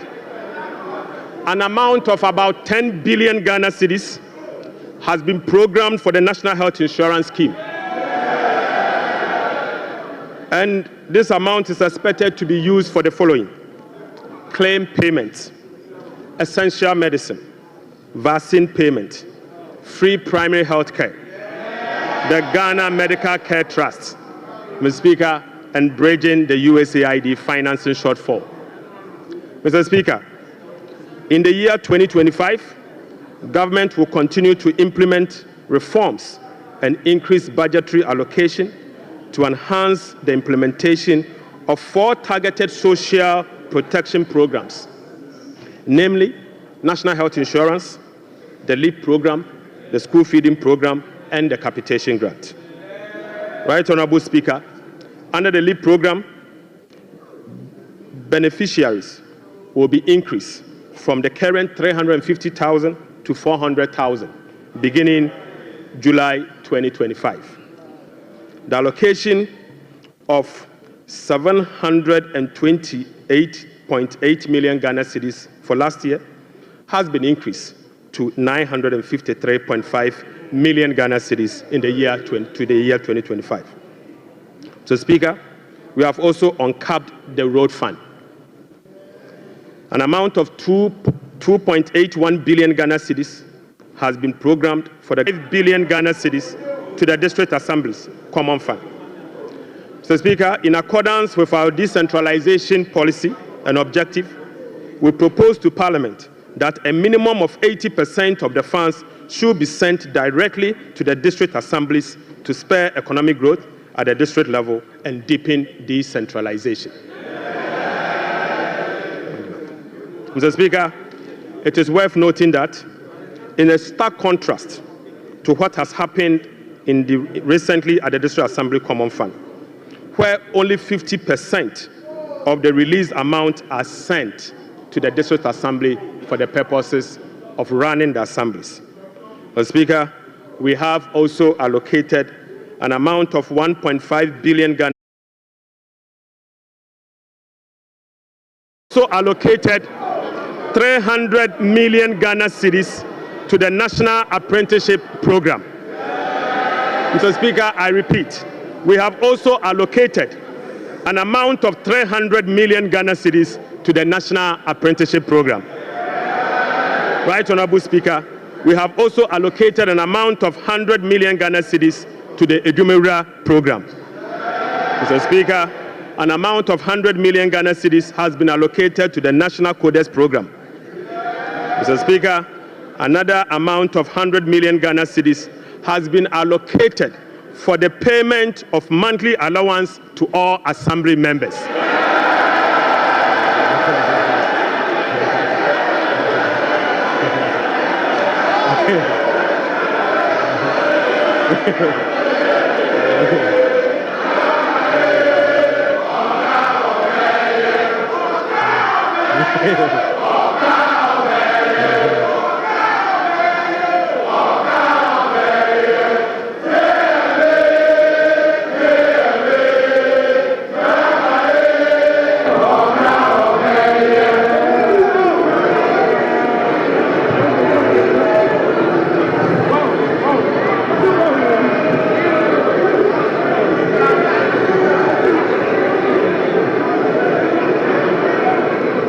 Mr. Speaker, Right Honorable Speaker, Right Honorable Speaker, sector ministers will be presenting to this House a detailed sectorial performance and outlook, as well as, Mr. Speaker, sector ministers will be presenting to this House a detailed sectorial performance and outlook, as well as sector-specific policy interventions to deal with the challenges of various MDAs. So, Speaker, I want to repeat this. So, Speaker, sector ministers will be presenting to this House a detailed sectorial performance and outlook, as well as specific sector interventions to deal with the challenges of various MDAs. This is indeed a departure from the norm, where ministers of finance present detailed sectorial performance as part of their budget speech. So, Speaker, I believe sector ministers must be made to do so. Right Honorable Speaker, in conclusion. So, Speaker, in conclusion. Mr. Speaker, the state of the economy, as I have presented, does not reflect an economy that has turned the corner. It reflects an economy in severe distress, burdened with debt repayment harms, mismanagement, and lack of accountability. The budget set Ghana on a path of fiscal responsibility, debt sustainability, macroeconomic stability, and job creation. It is about resetting the economy and restoring hope. Ghanaians reaffirmed their faith in a better future when they actively participated in the National Economic Dialogue on the 3rd and 4th of March 2025. A key outcome of the dialogue was the confirmation that the fundamental problem with our economy is fiscal indiscipline. The NPP administration awarded contracts outside the expenditure framework. They borrowed over and above Ghana's capacity to repay. Mr. Speaker, His Excellency President John Dramani Mahamad's administration will be fiscally disciplined and deliver improved public service to our people in a cost-effective manner. Mr. Speaker, we remain steadfast in meeting the IMF program target while restoring Ghana's creditworthiness. We have achieved a lot in a short time, but this is only the beginning. Our commitment to reform we will not waver on that. Mr. Speaker, we have achieved a lot in this short time, and our commitment to reform will not waver. Those who doubt our resolve should not underestimate the determination of the people of Ghana. who will no longer tolerate ineffective governance. Together, we will navigate these turbulent times and emerge stronger. Mr. Speaker, we are making serious progress. Right, Honorable Speaker, we are making progress. We committed to running a lean, efficient government of 60 ministers. Mr. Speaker, we have delivered. Mr. Speaker, we committed to scrapping the e-levy. We have delivered. Mr. Speaker, we committed to scrapping the Burton tax. We have delivered. Right, Honorable Speaker, we committed to eliminate academic fee for first-year public tertiary students. We have delivered. Mr. Speaker, we committed to providing free tertiary education for all people with disability. We have delivered. Mr. Speaker, we committed to providing dedicated source of funding for free secondary education. We have delivered. Mr. Speaker, we committed to distributing sanitary pads to our schoolgirls. We have delivered. Mr. Speaker, we committed to uncap get. We have delivered.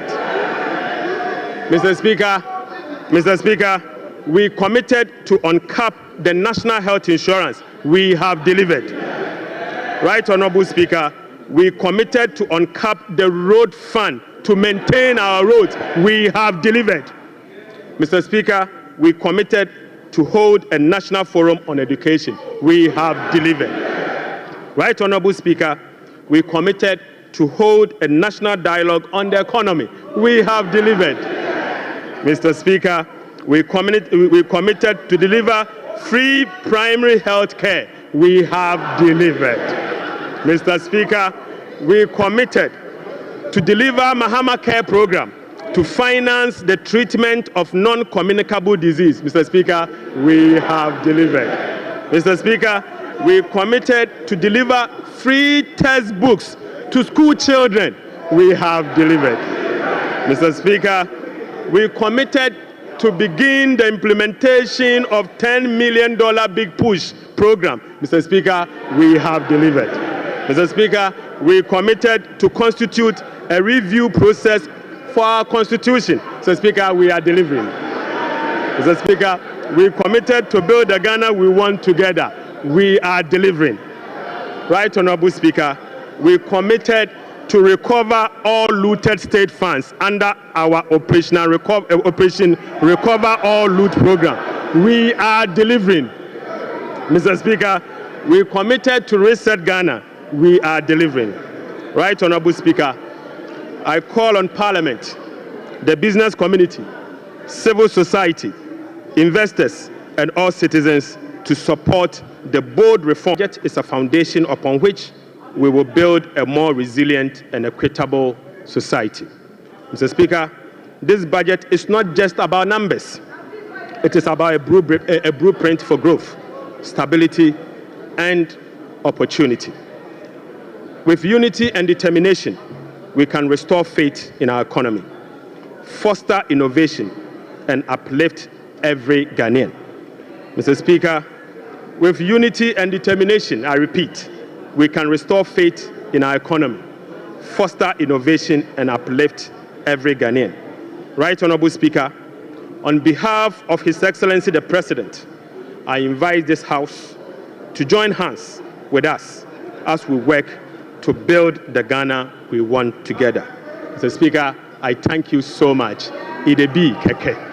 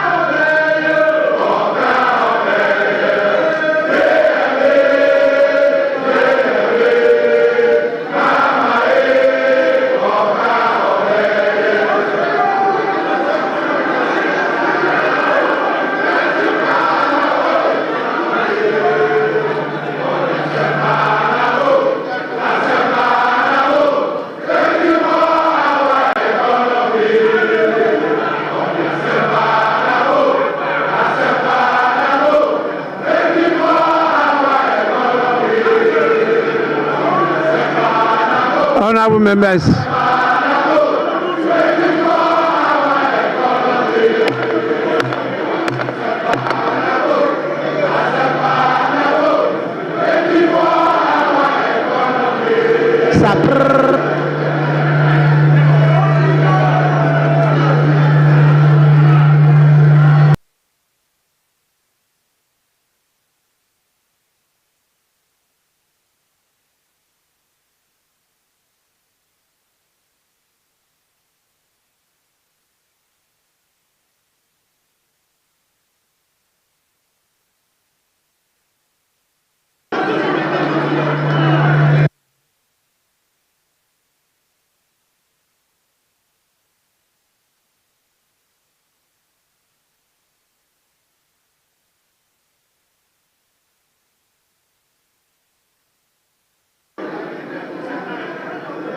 Honorable members.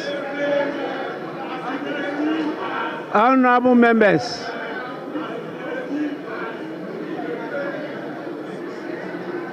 Honorable members.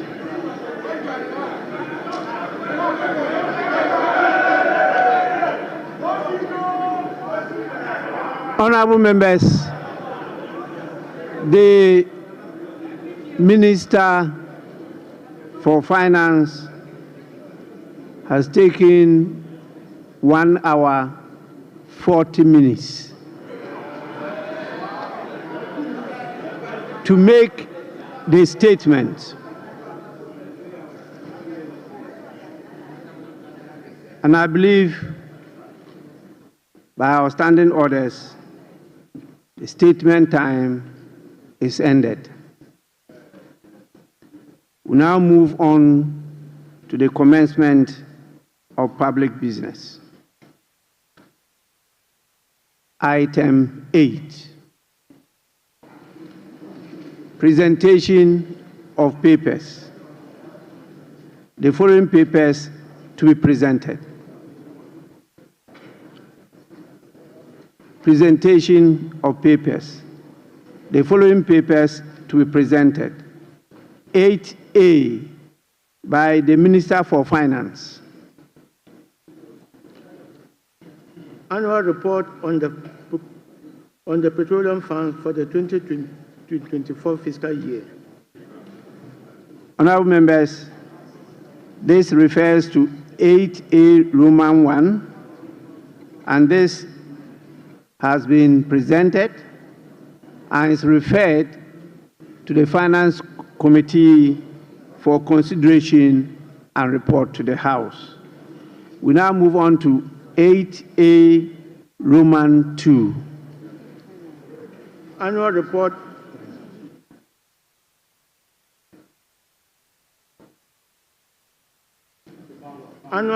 on the collection and utilization of the African Union import levy for the 2024 fiscal year. Honorable members, this report is also duly laid and is referred to the Finance Committee for consideration and report to the House. I would now want to hear from the leaders. I saw the minority leader give an indication that he may want to have a word. Yes.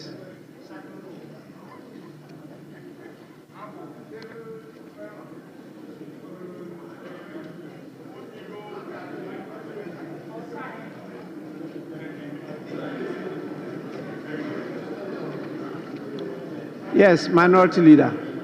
Mr. Speaker, this afternoon we have been presented with part 2 of the lamentation series. The part 1, Mr. Speaker, the part 1 was Mahamanomics. Are the very people who managed the economy up to 2016 and left us with some IPP debts. Today, they are telling us that they are coming to renegotiate the very disaster they left us. Mr. Speaker, Honorable Minority Leader. Honorable Minority Leader. Mr. Speaker, we are not debating today. We are giving an indication. Honorable Minority Leader, please be guided by Order 91. Mr. Speaker, exactly so. Very, very guided by that. Mr. Speaker, I may read Order 91. Your statement was that you are not debating today. Oh, Mr. Speaker, we are not making comment on it. We are not going to make comment today. Now, yes, so I'm saying that we are not going to engineer the comment today. Because, Mr. Speaker, they are not ready. We are ready, but we think they are not ready. Minority so I'm Leader. only going to give an indication. Mr. Speaker, let the Minority Leader enjoy his bona fides for this minute. Just relax, Mr. Speaker. I only want to draw your attention to the fact that you can only make comments. Very well. And the comments, not more than 5 minutes. Mr. Speaker, in commenting on this statement by the Finance Minister, it is clear to all of us in this chamber that today they decided to populate this chamber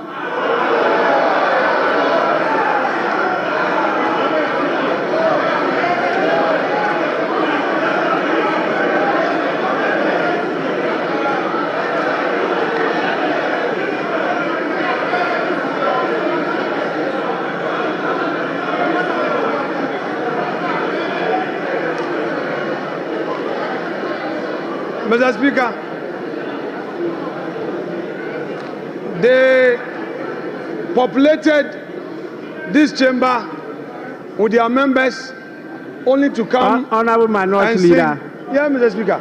The Minister for Finance did not talk about the population of the chamber. So that is not part of the statement of the Minister. Please. Mr. Speaker, I noticed that when the Finance Minister came to present his statement, for the first time after the inauguration, the swearing in, the majority side was heavily populated. Mr. Speaker, that notwithstanding, Mr. Speaker, we have witnessed what we can best describe as an Azan budget. Mr. Speaker, they are on much talked about for 24-hour economy. The president came here, they said it was not ready. The finance minister comes here, and again, the 24-hour economy policy is not included in his budget statement. Mr. Speaker, Mr. Speaker,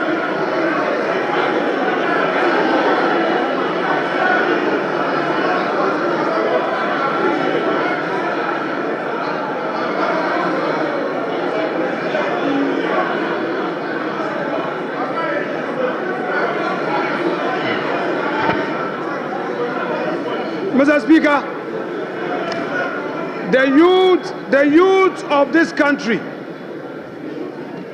have been waiting for this 24-hour economy policy.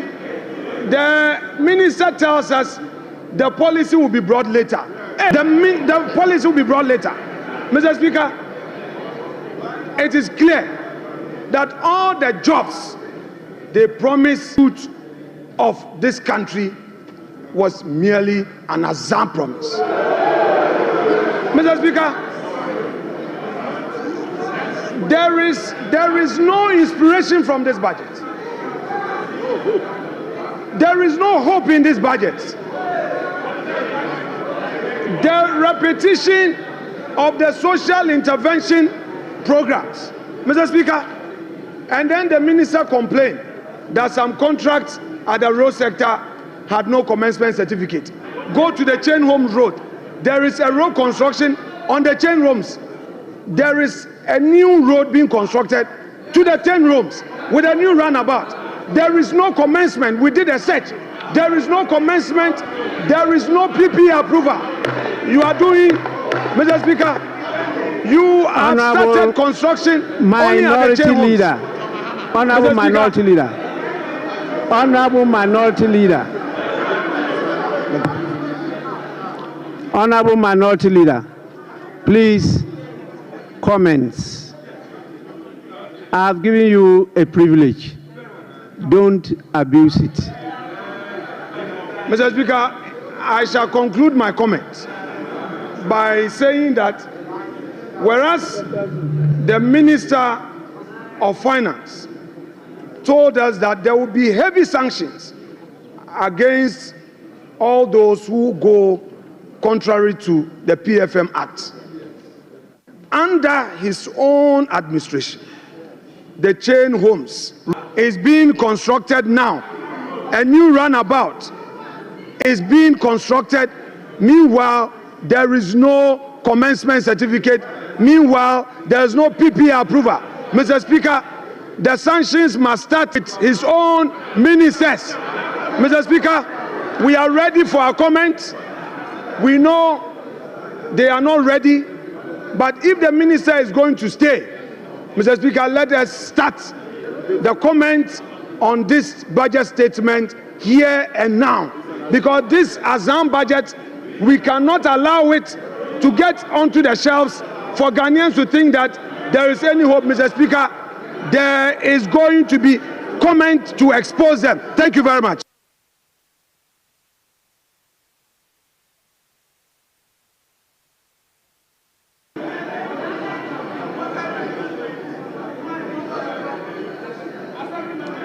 Honorable Majority Leader. Mr. Speaker, the Minority Leader and I share something in common. We were both assemblymen. And when the Minister of Finance made the unprecedented announcement of a gargantuan sum of money for assemblymen, I saw the gleeful smile on his face.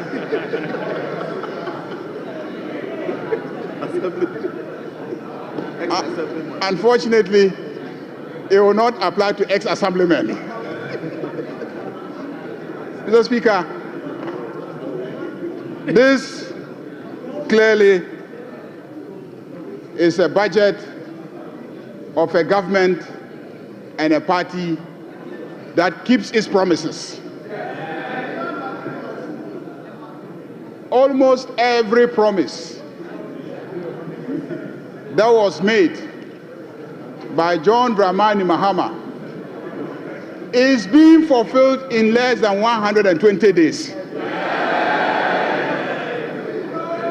This budget is a budget for Makola women. This budget is a budget for assemblymen. This budget is a budget for girls. This budget, sanitary pads, students, girls, students, sanitary pads, there's sanitary pads. Mr. Speaker, Mr. Speaker,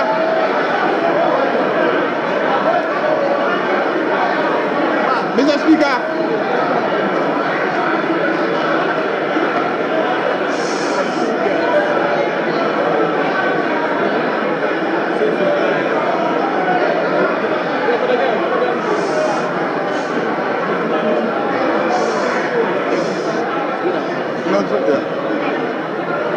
Mr. Speaker, Mr. Speaker, it seems to me that the men on this side have started using sanitary pads. Because the sanitary pads is for the female students. That's why I said girls. Mr. Speaker, this is a budget for school children. They will now get the set of textbooks that they need to study. And peace of mind. Mr. Speaker, this is a budget that delivers solid reforms. And this is a budget that is moving our growth from Galamsey growth to real growth.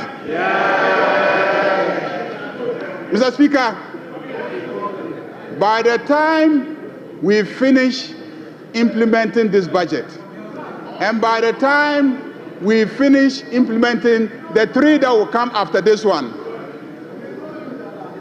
Osunu Baya Nkitikiti. Osunu Baya Nkitikiti. Osunu Nkitikiti. To it, Mr. Speaker, the elephant will become small. Osunu Baya Nkitikiti.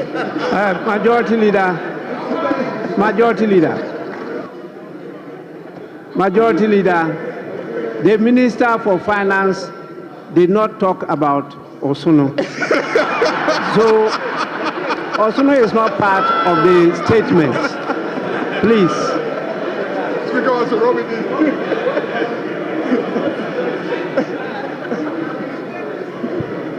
Mr. Speaker, on that note, I want to assure my friend, the minority leader, that the road at Chain Homes that is being done is not a new project. It's not a new project. So don't.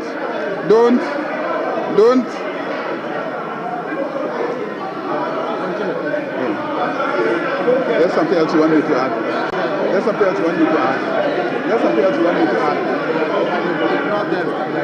Yeah. Mr.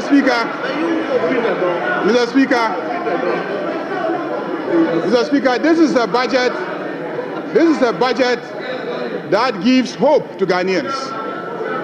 This is a budget that will stabilize the economy. This is a budget that will create jobs for the youth of this country. Because this is a budget that will stabilize the economy and provide the enabling environment for the private sector to and create jobs for the youth of this country. Mr. Speaker, fishermen, Okada riders, taxi drivers, students, and the energy sector is going to be salvaged by the implementation of this budget. Mr. Speaker, I want to thank the Minister of Finance for making the statement and to assure my friend, the minority leader, that we are ready to debate their records and our records, and we are ready to demonstrate that the proposals contained in the statement of the Minister of Finance will indeed reset Ghana. Ghana is being reset. Thank you very much, Mr. Speaker.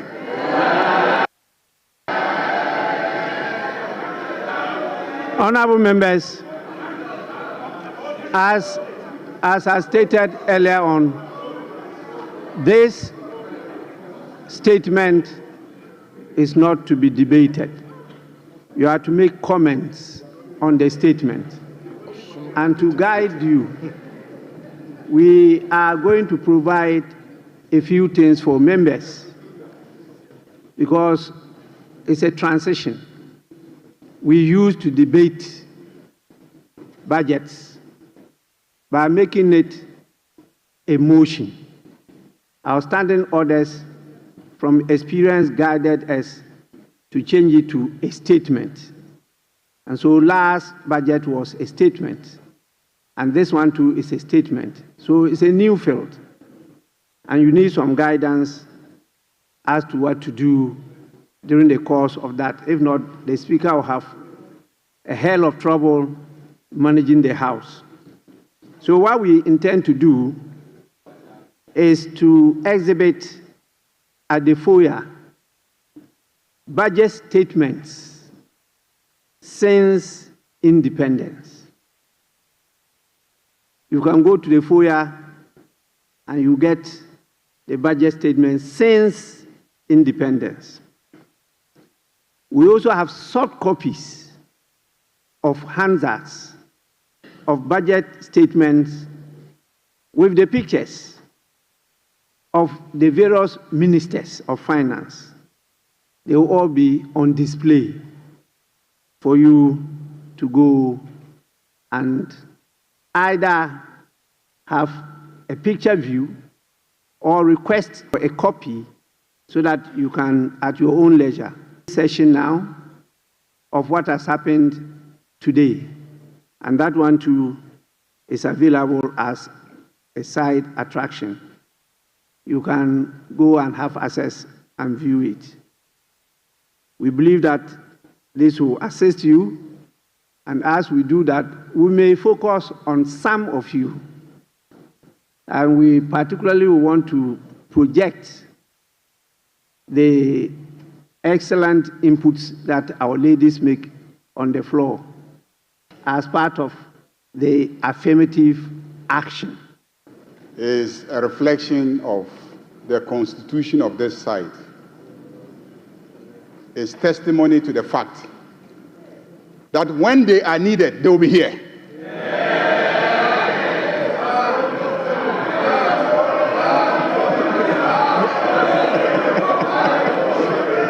When they are needed, they will be here.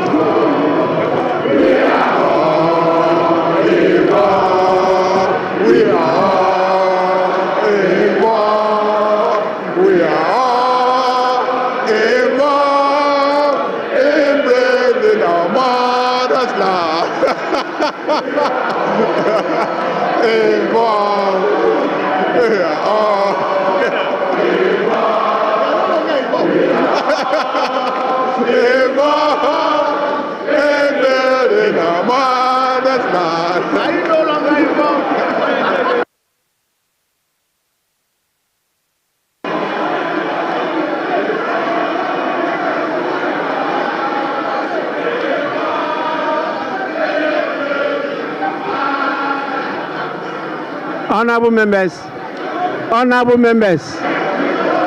Mr. Speaker.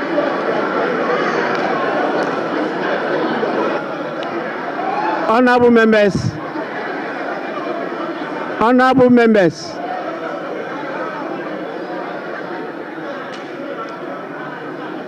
Honorable members, please, honorable members. The Winneba Choir sings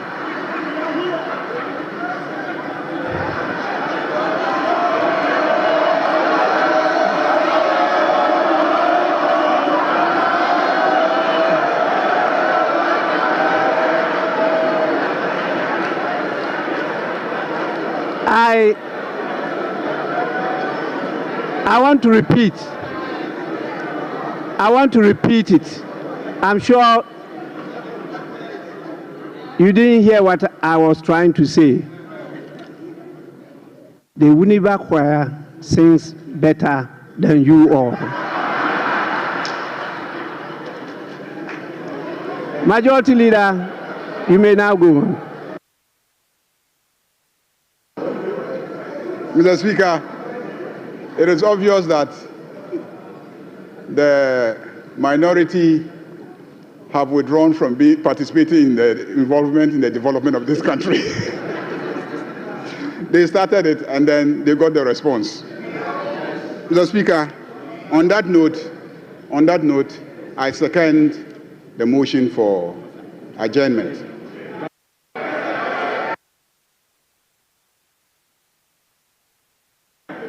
Honorable members, those in favor of the motion for adjournment, say aye. Those against the motion for adjournment, say no.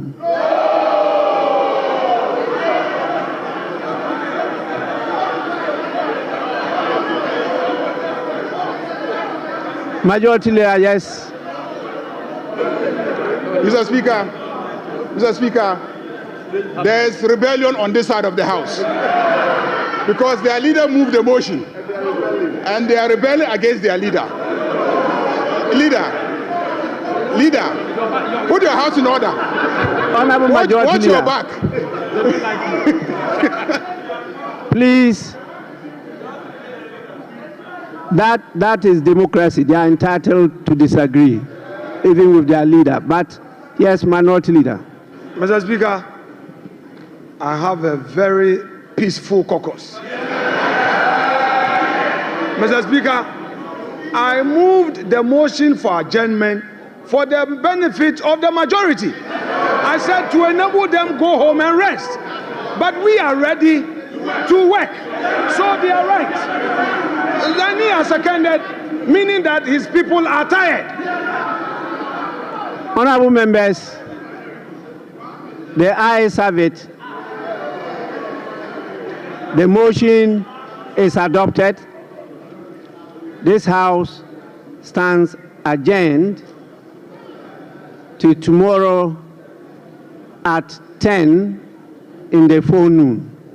The House is adjourned.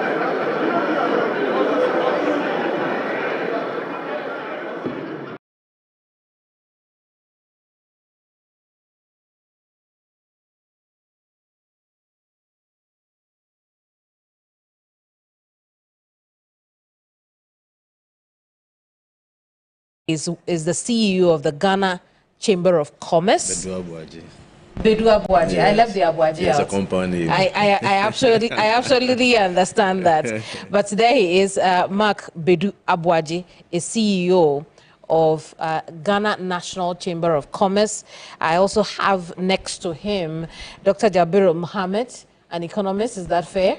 Yes. Absolutely. And then Dr. Peter Tekpe is also an economist. And so I'm surrounded by people of the industry. Quickly, I'll start off with you, Mark. What were the sticking points for you, particularly with things to do with the business community? Well, largely, I think it's a good start.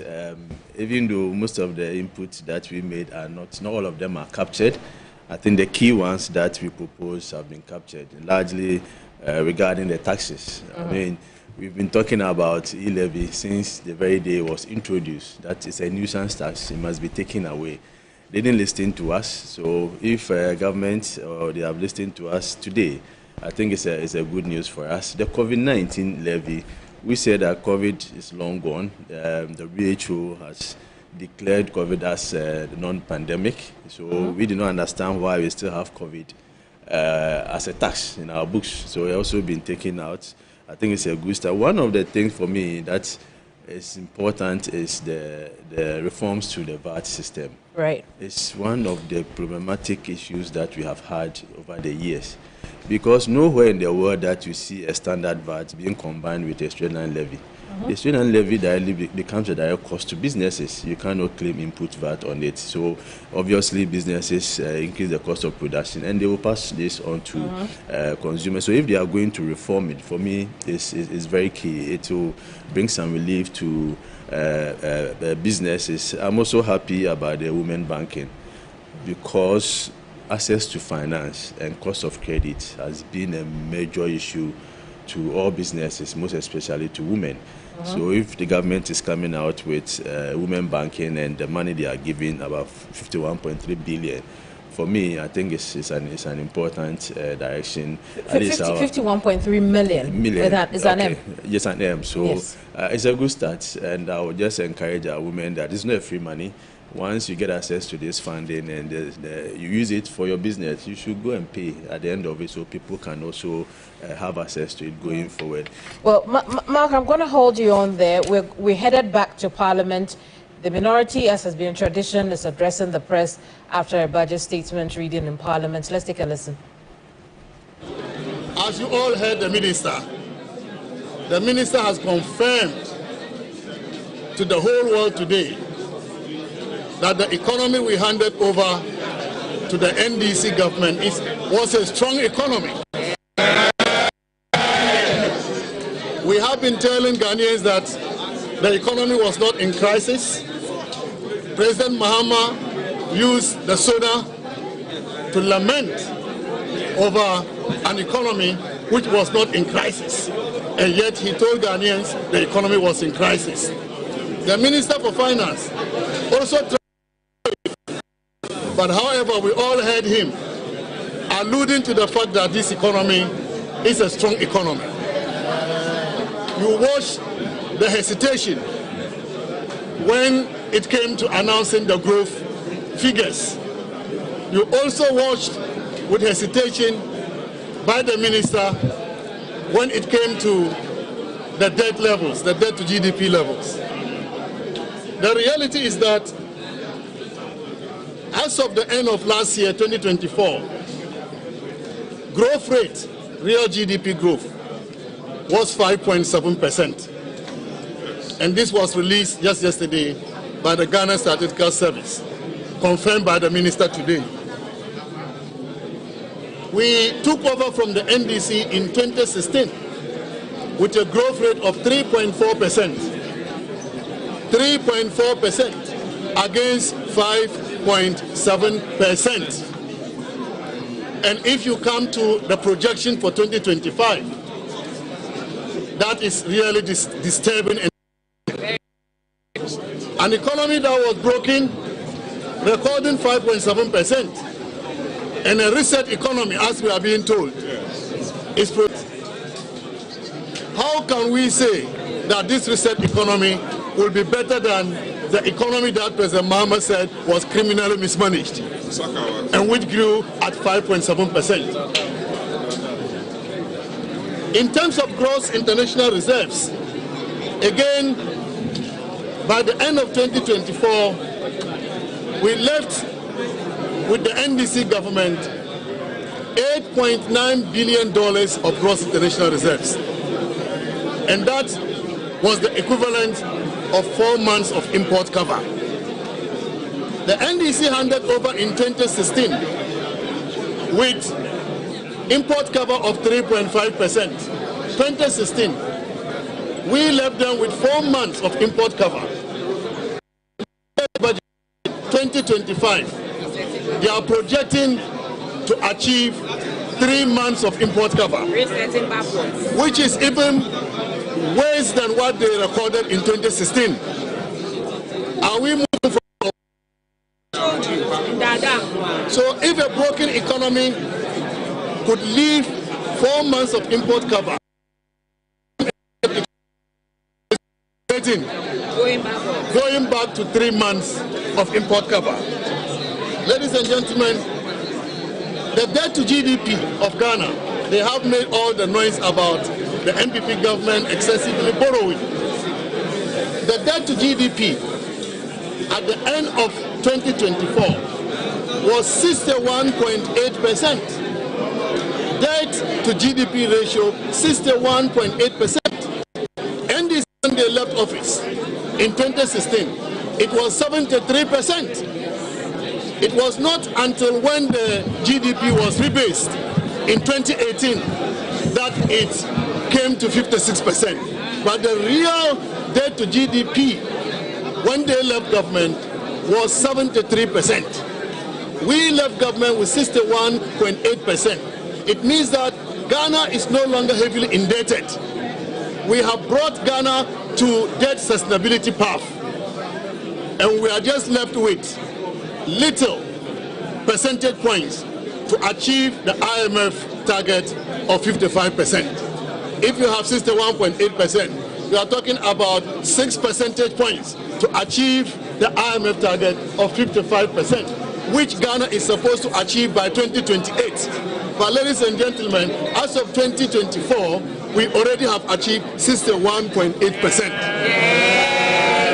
This economy, they said, was a broken economy, ended with a debt to GDP ratio of 61.8%. We have left with the NDC just 6 percentage points to achieve the 55%.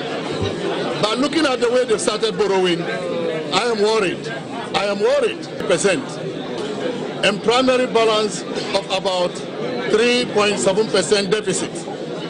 Ladies and gentlemen, these are cooked figures. These are cooked figures. They have manipulated the data, and we know how they did it.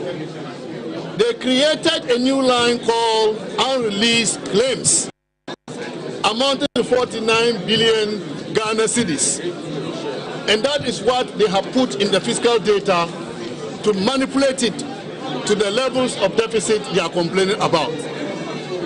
But I can tell you, we left a surplus primary balance. When we interrogate the data, every Ghanaian will know that we left a primary balance of a surplus of 0.7% on commitment basis. Ladies and gentlemen, they're talking about IMF, that we have breached the IMF program. I am so shocked that a Minister of Finance will be announcing the breach of the IMF program even before the IMF conducts the review. IMF is conducting the review in April. The Minister for Finance is already giving a judgment that we have breached the IMF program. This has never happened in the history of this country, that a minister will be happy for his country to breach when the IMF has not said so. And that should tell the Ghanaian the lamentation and the misinformation they are carrying out to the world. When a country breaches the IMF program, it has serious implications for attracting investment into the country. This Minister for Finance is appealing to investors to come to Ghana, and the same minister is telling them that the economy is bad when the evidence doesn't support what he said. Is he attracting investment, or he is driving away investments? This is not the way to govern a country. Gentlemen and ladies, the minister also talked about the $10 billion big push. $10 billion big push. And in this budget, he only allocated $800 million. $800 million to the big push projects in this budget. When they want to spend $10 billion, assuming they even average $1 billion, they increase it to $1 billion average a year, they will not even be reaching $5 billion by the end of their term. So the jobs they are promising Ghanaians, they are Sakawa jobs. They are already failing in their promise as far as the big push is concerned. Ladies and gentlemen, they talk about the 24-hour economy. 24-hour economy is supposed to incentivize industry to grow the economy. We left government with industry performing 7%. But if you look at the average industry performance from this year, 2025, to 2028, by the time they leave government, it is only 5%. Average industry growth, 5% for the next 4 years. When the MPP recorded 7% in 2024. So the 24-hour economy is another Sakawa. The jobs they are promising will not happen. The budget did not address the cost of living issues. Cost of living issues haven't been addressed. Transport fares continue to increase.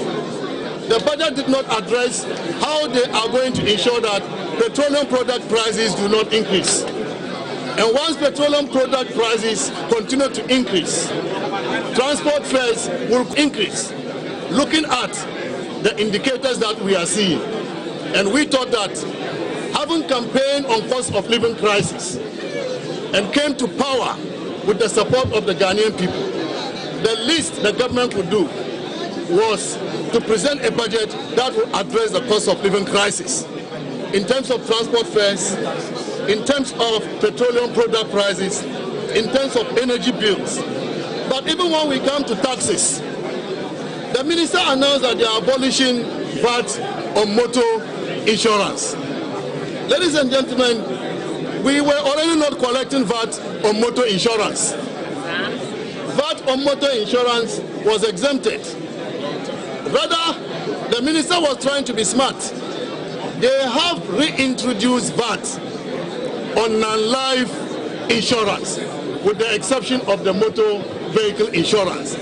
So all other insurance, given that the penetration of the insurance industry is just 1.1%, we are so shocked that the minister will reintroduce VAT on non-life insurance, except motor vehicle insurance.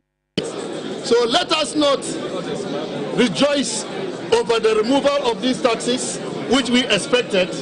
What we did not expect was the reintroduction of VAT on insurance. They've also, when you heard the minister talking about growth, he said that the growth was influenced by the extractives. And so, how can you tax a sector which is giving you growth? The sector that is giving you growth is the sector you want to go and tax. This is good industry. This is not good for economic growth, and this is not good for the development of our people. Ladies and gentlemen, betting tax that they said they have abolished. We never collected betting tax.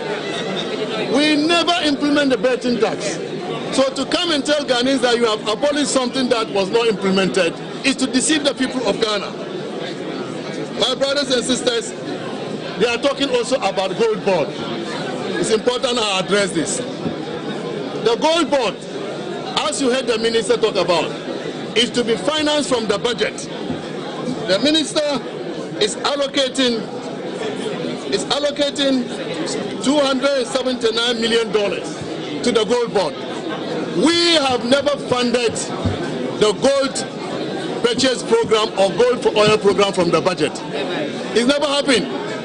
And so to fund the gold board from the budget, in our view, is just to put in money to be benefited by NDC cronies. It is to create loot and share. The Bank of Ghana was funding the gold for purchase program from a revolving fund, and therefore it did not affect the taxpayer. Now you have a gold board which is going to rely on loot and share, and we will resist it. Let me also say that the women banking that they said they were going to set up, they have allocated a paltry sum of 50 million Ghana cedis, 51 million Ghana cedis, 51 million Ghana cedis. And the capital requirement is 400 million for banks to be set up. So what are you telling Ghanaian women? your vice president being the first woman to occupy that position, we are throwing dust in the eyes of the Ghanaian people, particularly our women who really need all the support we can provide to them. Let me add also on free senior high school program. Free senior high school program is so important for Ghanaians.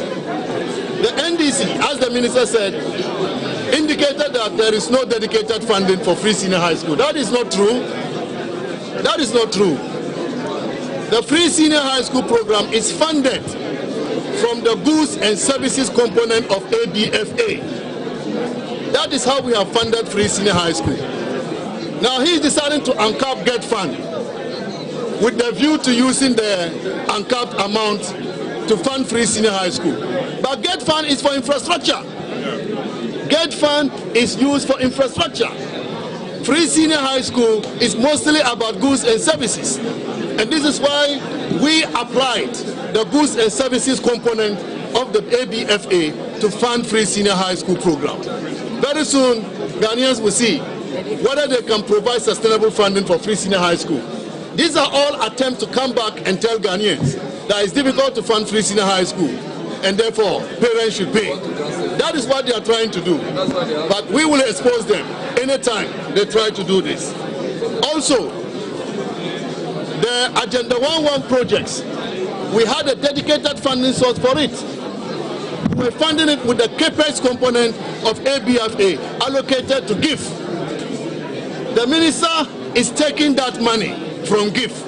He has indicated that GIF will no longer have that money, which means that there will not be any dedicated funding for Agenda 11 projects, and which means that the president does not intend to complete these projects, which are needed badly by our people in all the districts across the country. They are also talking about allocating some money for nurse allowance and teacher allowance. We thought he would have commended the MPP government. After they abolished nurse allowance and teacher allowance, we brought it in. They are continuing with it, and they are allocating money towards it, and they want to take credit for this. This cannot happen. If you recall, the Minister for Education said teacher training allowance was no longer going to be viable.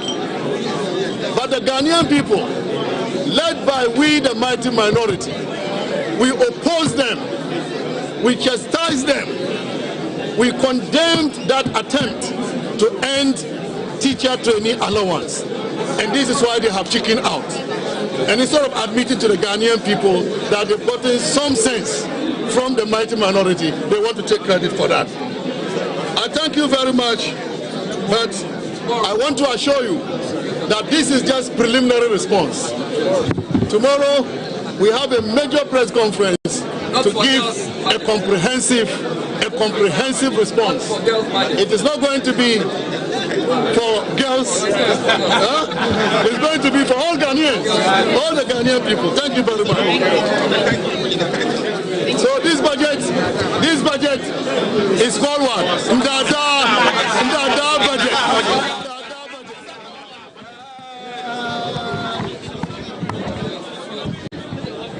That's the former finance minister speaking there immediately in response to what it is that we've just seen or heard from the finance minister. Let's try and get quick responses right now. The budget is rather repeating the social intervention programs that MPP had already introduced without even giving credit to the MPP. What you see that even the women banking policy that they talked about, they only allocated a paltry sum of 51 million cedis plus. That tells you that they are not really committed to this women banking thing. Besides, the budget does not create a clear path for job creation.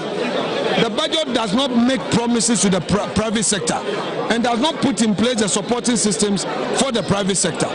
Clearly, all the youth with high expectation have today been disappointed, and we think that it is an Azar budget. But we're going to take the next few days to critically analyze each statement made and expose them. Thank you very much.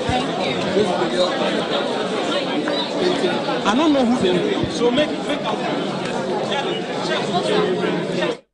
Well, now we've just heard from the minority leader, Alexander Apenyo, marking there.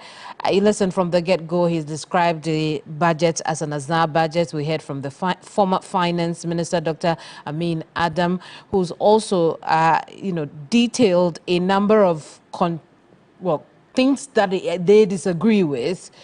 Some disagreements with the budget position on the country and its projections for the future. Let's get into conversations around that as we bring you more interviews from Parliament. Mark, you on the floor. Quickly, your thoughts on particularly what Dr. Amin Adam says about VAT. Yeah, he says that the motor insurance was already not there. And that we could be seeing an introduction rather on all other insurance policies except for motor. No, we are yet to see that. So once it's not clearly stated in the budget, I think probably maybe a media review, they may come out with something on that. But we are taking the minister by the word about what he's telling us. Very well. When I come back, Dr. Jabir Mohammed, you have a take, but let's go back to Parliament. Mawana Gbeta is engaging some more MPs with your thoughts on the budget. Mostly go up. People were looking for answers to unemployment. The unemployment rate that we went into the election with, don't worry. Allocated close to $1 billion, 100 million. I've told you that's audio money. When he stands here and says, I've allocated, is audio money. You hear it in your ear. That is why when it comes to appropriations, you hear the chairpersons of committees talk about releases. So that one, don't worry about it. Unemployment rate was 14% when we were going to the election, and they campaigned heavily on it. I don't know any one of your colleagues here who heard in the economic policy and budget the unemployment rate target. But even more importantly, all that the MPP did, which you said was not good enough, the economy grew by 5.7. You say by money. Don't worry. Which the money doesn't stay in the country anyway. Let me. It's going to invest as another person. No. Actually, he says that the bulk of that came through small-scale mining. So that defeats the argument you are making. But he says that all that the MPP did, the economy grew by 5.7%, and we applaud him for being true to the facts.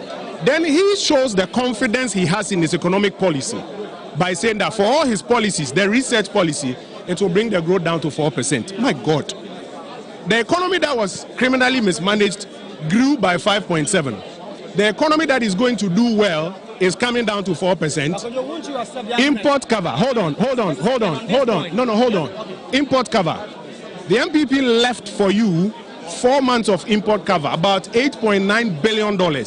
He's telling us that by the end of the year, he would have chopped 1 month import cover. So he's going to reduce our gross international reserves by 1 month. What it means is that he's going to chop it. You remember I told you guys that if you remove the gold for oil policy, you have to introduce an alternative to shore up the currency. And they are not doing it. What they are doing is that they are depleting the dollar reserves we let them to shore up the currency. He has now exposed himself by saying that because of that, by the end of the year, import cover will drop from 4 months to 3 months. This is what Afenyo Markin said, that very soon we will see the true colors of the umbrella. Okay. So they are marking their own script by telling you that despite everything, their own forecast is that they are going to slow down growth, they are going to reduce import cover in the Ghanaian economy, among others. This budget delivered a hope, a kind of excitement that they believe this will carry in terms of the Ghanaian people. Assemblymen getting allowances. Assemblymen getting allowances. We said that we want to give assembly members a share of the common fund. And they say 80%. Let's move away quickly. Let's speak to the Honorable Al-Hassan Suini, Deputy Minister for Roads as well. Honorable, talk to us briefly with respect to what it is that we've heard, particularly on the road sector. We know that road tolls are expected to return, funding as well for a number of road infrastructure projects for this year. Well, I think that the finance minister has done a yeoman's job. I am particularly excited about the decision to uncap the road fund.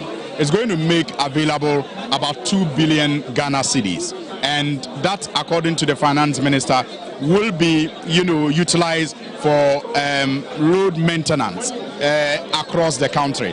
If you observe, many of our roads across the country have deteriorated over the period, except maybe a few urban ones that saw some, asphalt overlay, especially around the election period.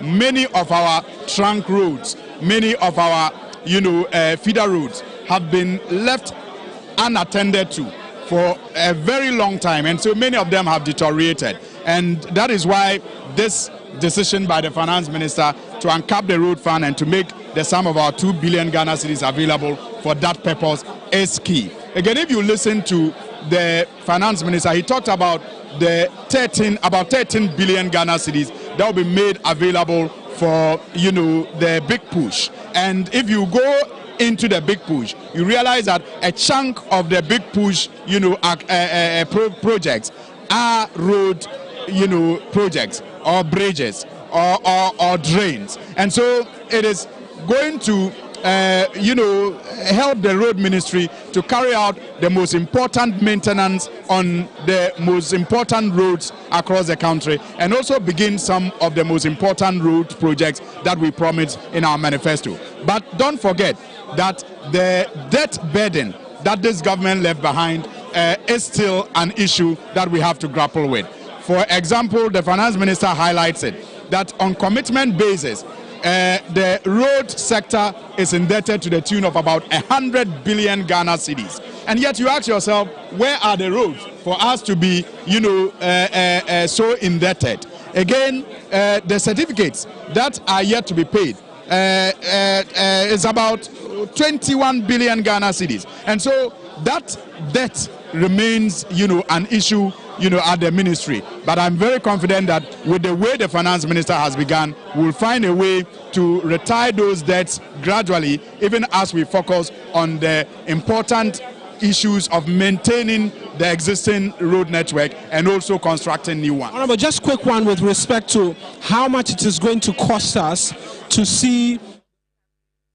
Let's now link to Alfred Okanse, who's speaking with the Deputy Minority Leader, the Minority Whip, Patrick Yabuama. ABFA for Free Senior High School, focus on, my brother, listen, focus on using the freed funds from the GET fund to support the infrastructure programs of government and what government, the MPP left, so that you didn't have projects dotted around the country. You and I can be completed or funded from infrastructure budget of the GET fund. So we need to prioritize and place where we want our programs to achieve the needed results. I'm not questioning him, he's a minister, but I'm telling you that those programs were funded from the ABFA and they were successful. No, I get that. But the point I was trying to make is that if you recommend that the allocations under the ABFA for the funding of the free CISU should be increased, would that not also rob other sectors that were being funded by the ABFA? Because the law also mandates that government can select at least 3 or 4 sectors, areas to fund it. Yeah, right. Right? So if you're increasing, for instance, the health sector and other places that will benefit from the ABFA. Not. One, with the uncapping of the NHIA fund, you realize that a line was created for primary health care. A line was created for claims payments and what have you. It's a 4-year MTEF, medium to long-term program of government. So your priorities must be in line with, one, for me, your education, your health, you understand, your infrastructure, that you know will not yield the benefits immediately, but you need to put in money. You understand? So what I'm trying to tell you is that if you fund properly the ABFA budget for, one, the Free Senior High School, within the next 4 years, you would have achieved a lot in terms of our human capital requirement. Secondly, if you cut some expenditure in some areas that I believe with government, your seminars, your travels, your other related programs that are not going to be beneficial, you can find some money there too for the health sector, the NHI that you spoke about. I know you are passionate about it, but you see, it's about your interest and where you want to see a lot of people benefit. You're talking about over 3.5 million Ghanaians having benefited from the free senior high school. It's a good program. Nobody questions it. But how to sustain it and make it a quality program is what Ghanaians have been debating or talking about. Thank you very much. Thank you. Thank you. Thank you very much. That's the Okankwe Central Member of Parliament. Edem Agbana is with us right now, and he has been consistent that he is representing the voices of young people in this particular parliament. Now, does this budget address the concerns that young people have? Afraid, certainly this budget gives young people hope. This budget addresses all the critical issues that affect young people, right from education, health, agriculture, employment, and all of that. And we can go into them. But even before that, I think it's important to say that Dr. Ato Forson has demonstrated that in presenting the budget, you don't need to quote 101 scriptures to present a message that aligns with God's people. He has demonstrated that you don't need to wear white in order to present a message that will gladden the heart of the Ghanaian people. He's done three key things in this budget. The first one is that he has announced boldly government's commitment to fiscal discipline. It is not always the issue of revenue generation, but it's about how you manage the little that comes in. So in this budget, we have seen taxes being scrapped, not many new ones introduced, and yet he said, when you stop the bleeding and the leakage, the little we have will be able to fund all these ambitious and bold policies of government. Number two, it's just also a government that is dedicated to providing sustainable jobs to young people. Talk about the 1 million coders program. Talk about the Ejumara program.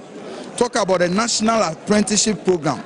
Talk about the big push, which will also lead to increment in infrastructure projects, massive infrastructure projects, which also will bring about employment and expansion in the economy. And then to top it all up, talk about the 24-hour economy. A bold policy by government, not only to increase productivity, but also to increase sustainable jobs, employment spaces within the country. And I think that this budget, for me, truly gives hope to young people. It is a budget that resonates with us, and it's a talk and do president. Any promises he made about all these taxes. People question his ability to scrap the e-levy, betting tax. People question, where are you going to get money to fund your project if you scrap all these taxes, all these levies? But he was committed to them. And today we have seen that those taxes have been scrapped, and yet President Mahama has announced boldly almost all his plans in a campaign. 100 million has been allocated for payment of monthly allowance to assembly members, key policy, the no fee stress, millions of Ghana cedis has been allocated. And with all of these things and all this bold announcement that has been made, there is a profound statement that the finance minister made. Edem Agbana is Ketu North MP in that conversation with Alfred Okanse. Earlier was Okankwe Central MP Patrick Yawama. Take note, not minority whip. We want to connect with the Takoradi MP, Kwabna Ochredako, who is speaking to our Mawena Egbeta right now. Million. What are you setting? Is it a microfinance or what? Which means that if you are even giving every woman 1,000 Ghana cedis even to trade, you are only going to take care of 51,000 Ghanaians. Out of what? So many women we have in this country, over 15 million women. It just doesn't add up. Secondly, they also talked about assemblymen who want to pay them. We promised the assemblymen we're going to give them development fund to develop, because when it comes to supporting assemblymen under President Kufuor and Nado, we always give them motorbikes, and we know the amount of motorbikes. That's not over 30,000 Ghana cedis. So I believe that voted for the NDC in the 2024 election, they are showing their true colors. Already, they are showing their true colors. That the NDC, you can never trust. You can never rob Paul to pay Paul and say you have done something for Paul. Not the Shaman Member of Parliament now, the Honourable Ernest Nogbe. Honourable, thank you as well for speaking to us. Quick reactions to what we've heard. Your colleagues on the other side believe that, this is not good news for Ghanaians. You're robbing Peter to pay Peter. You're scrapping e-levy. You're removing tax refund ceilings, which will eventually lead to a build-up in cost for the ordinary Ghanaian again. They don't have to determine that. They have to wait for the managers of the economy to determine that. And you don't expect the minority to say anything other than what they are saying. In my 9 years in Parliament, this is a budget that I've listened to that has given hope to Ghanaians and that has inspired Ghanaians. It's a pro-poor budget. And this is a budget that has implemented almost all the promises John Dramani Mahama made in the 2020 to the head up to the 2024 election. When you look at our manifesto, the promises based on which Ghanaians have voted for us, it has been captured in the budget. What did President John Dramani Mahama say? He said that he was going to dedicate $10 billion into infrastructure. That is the big push he has promised. And I am very much happy that today the betting tax has been scrapped off. He promised was going to eradicate the e-levy. It's gone. The emission levy is gone. It means that he was going to establish the Women's Bank. Today, it has been captured in the budget. Let's not but there. He's a Shaiman MP speaking to Mawena Egbeta. We can now connect with the former finance minister and the John Mahama One administration, NDC One, that is Seth Tekpe.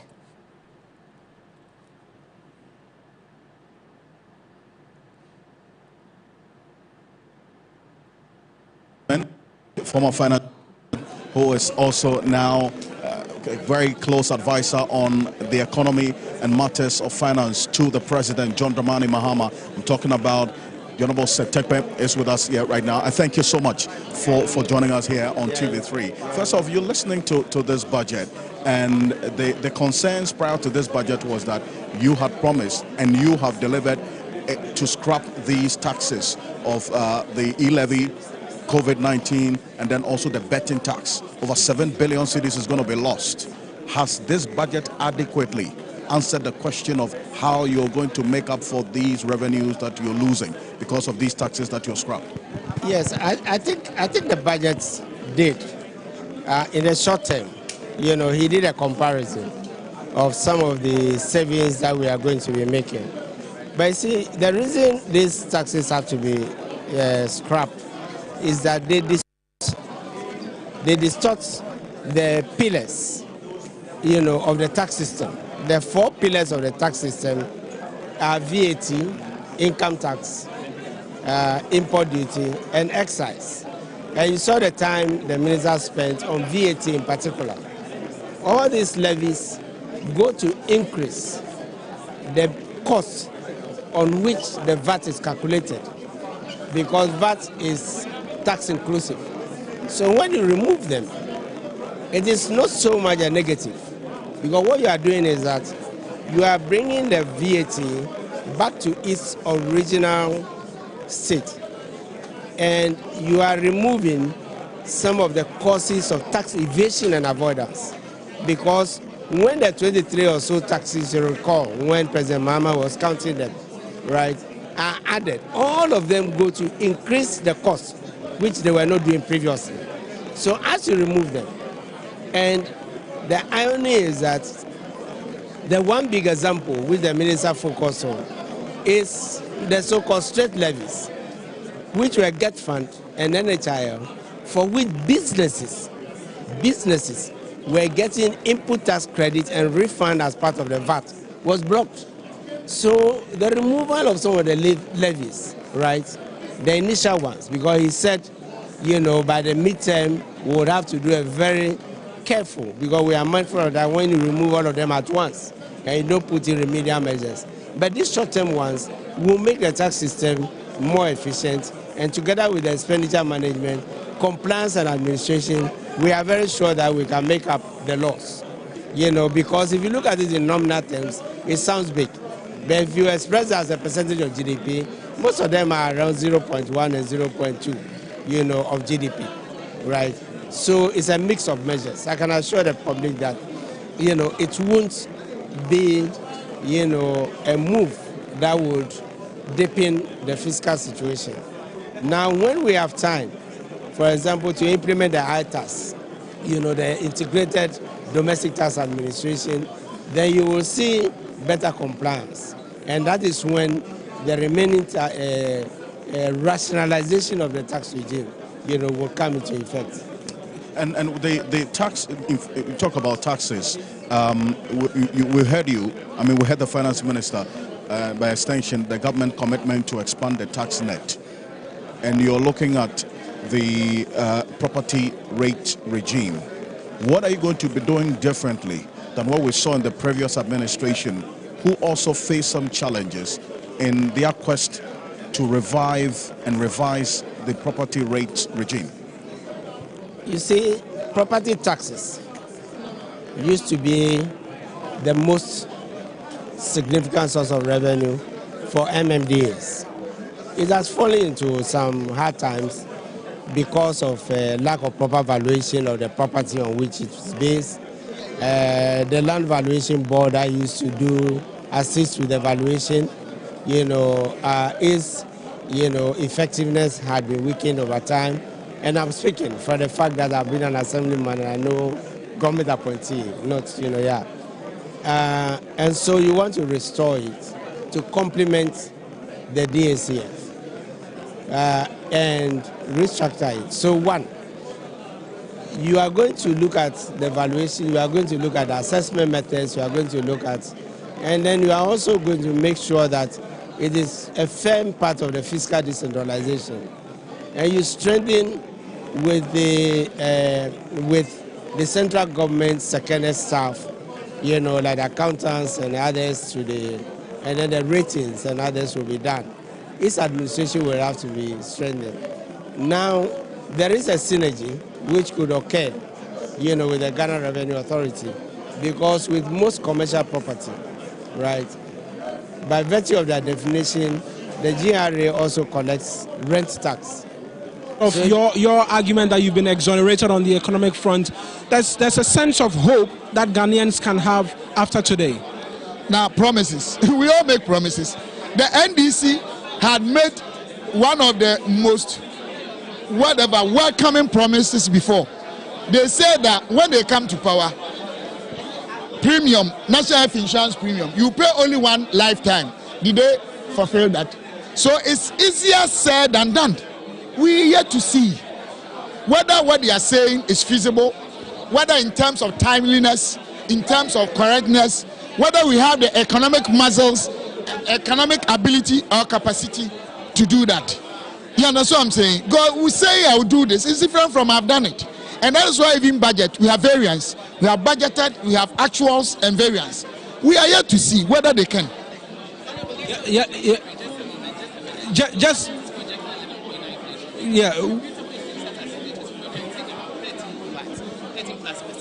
How realistic is government's projection?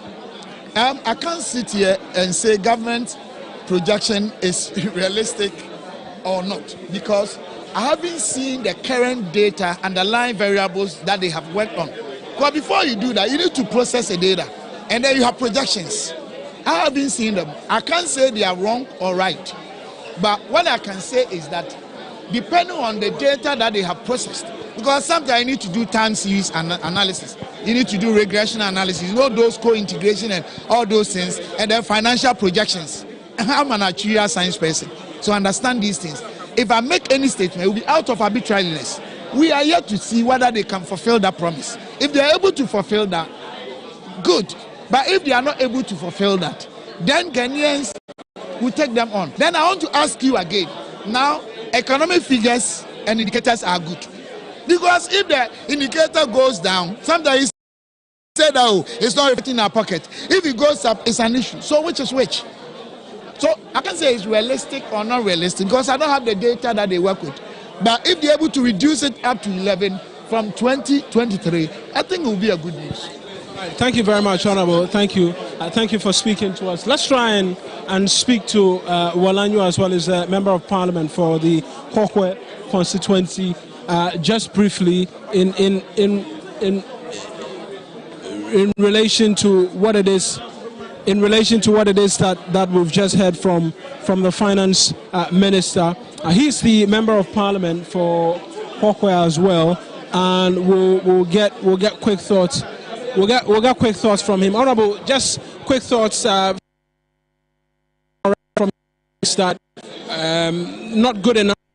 Exonerated with the economic growth rate projections you're making, 5.7% for 2024, expecting for amongst many other things. They are right to feel exonerated if you're pegging growth. For making the time to talk to us on TV3. Now, that was clear that the 5.7 GDP growth rate, less of it was contributed by the agri sector. Will this budget allocation help in improving agribusiness contribution to the GDP from what you say? I think so. This budget is good. Generally, I want to commend the Minister for Finance for the budget he just presented, and I want to commend Excellency John Dramani Mahama for this all-inclusive budget.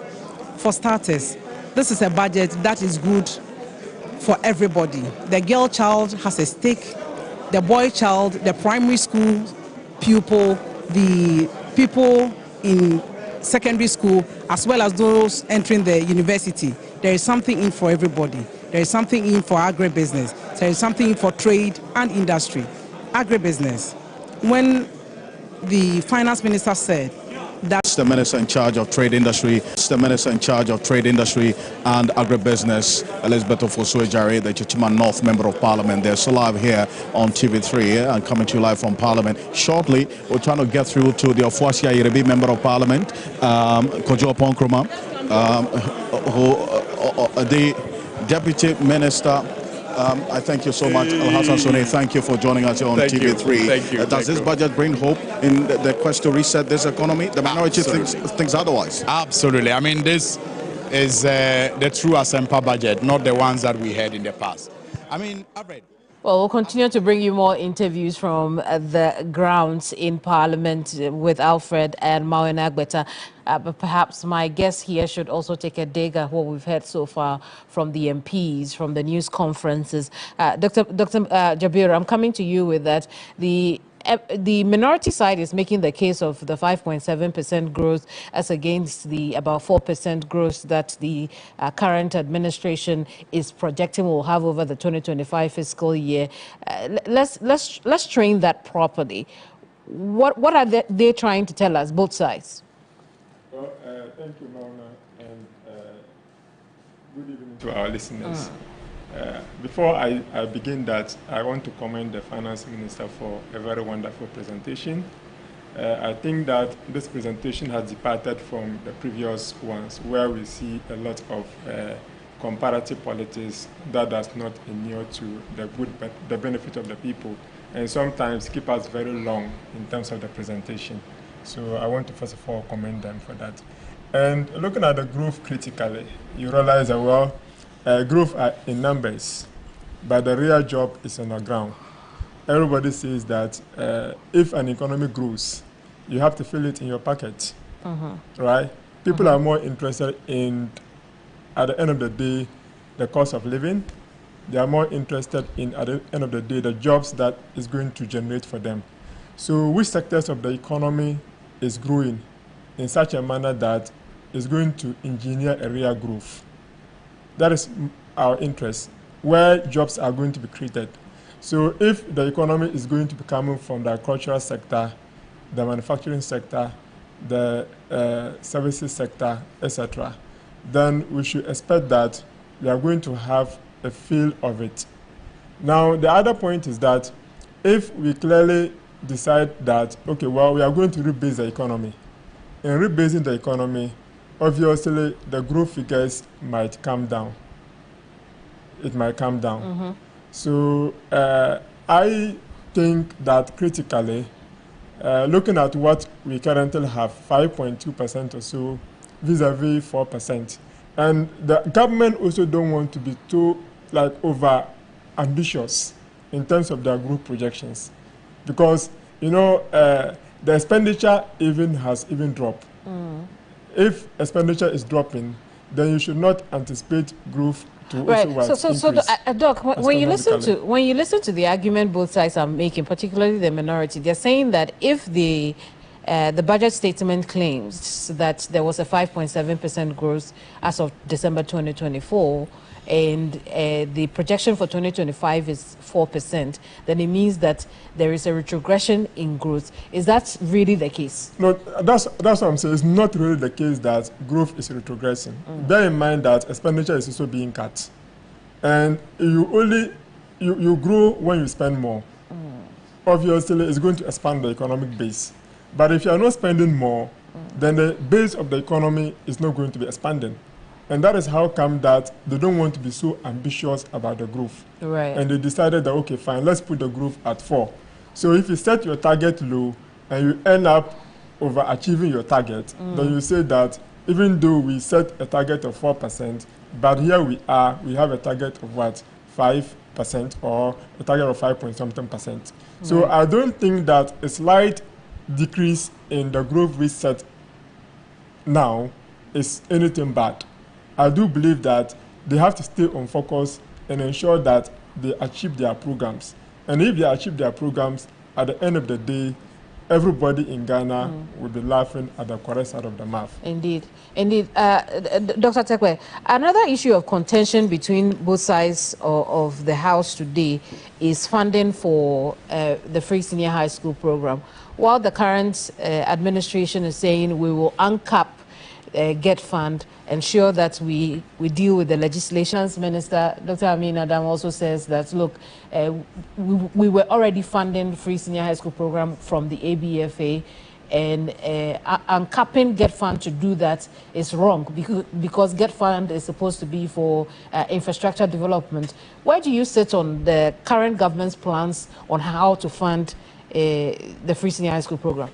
Thank you. And just a quick one before I come to the free senior high school. So on this group issue, impact the individual everyday Ghanaian in terms of what we are able to do in this country, is it more hardship, so to speak? Yes. So these are terms that normally confuses people, and that is what normally the economists and the politicians use to confuse people, because these are technical terms, and not everybody understands it. Now, when you are growing, it is not the growth that matters, but where you are growing from.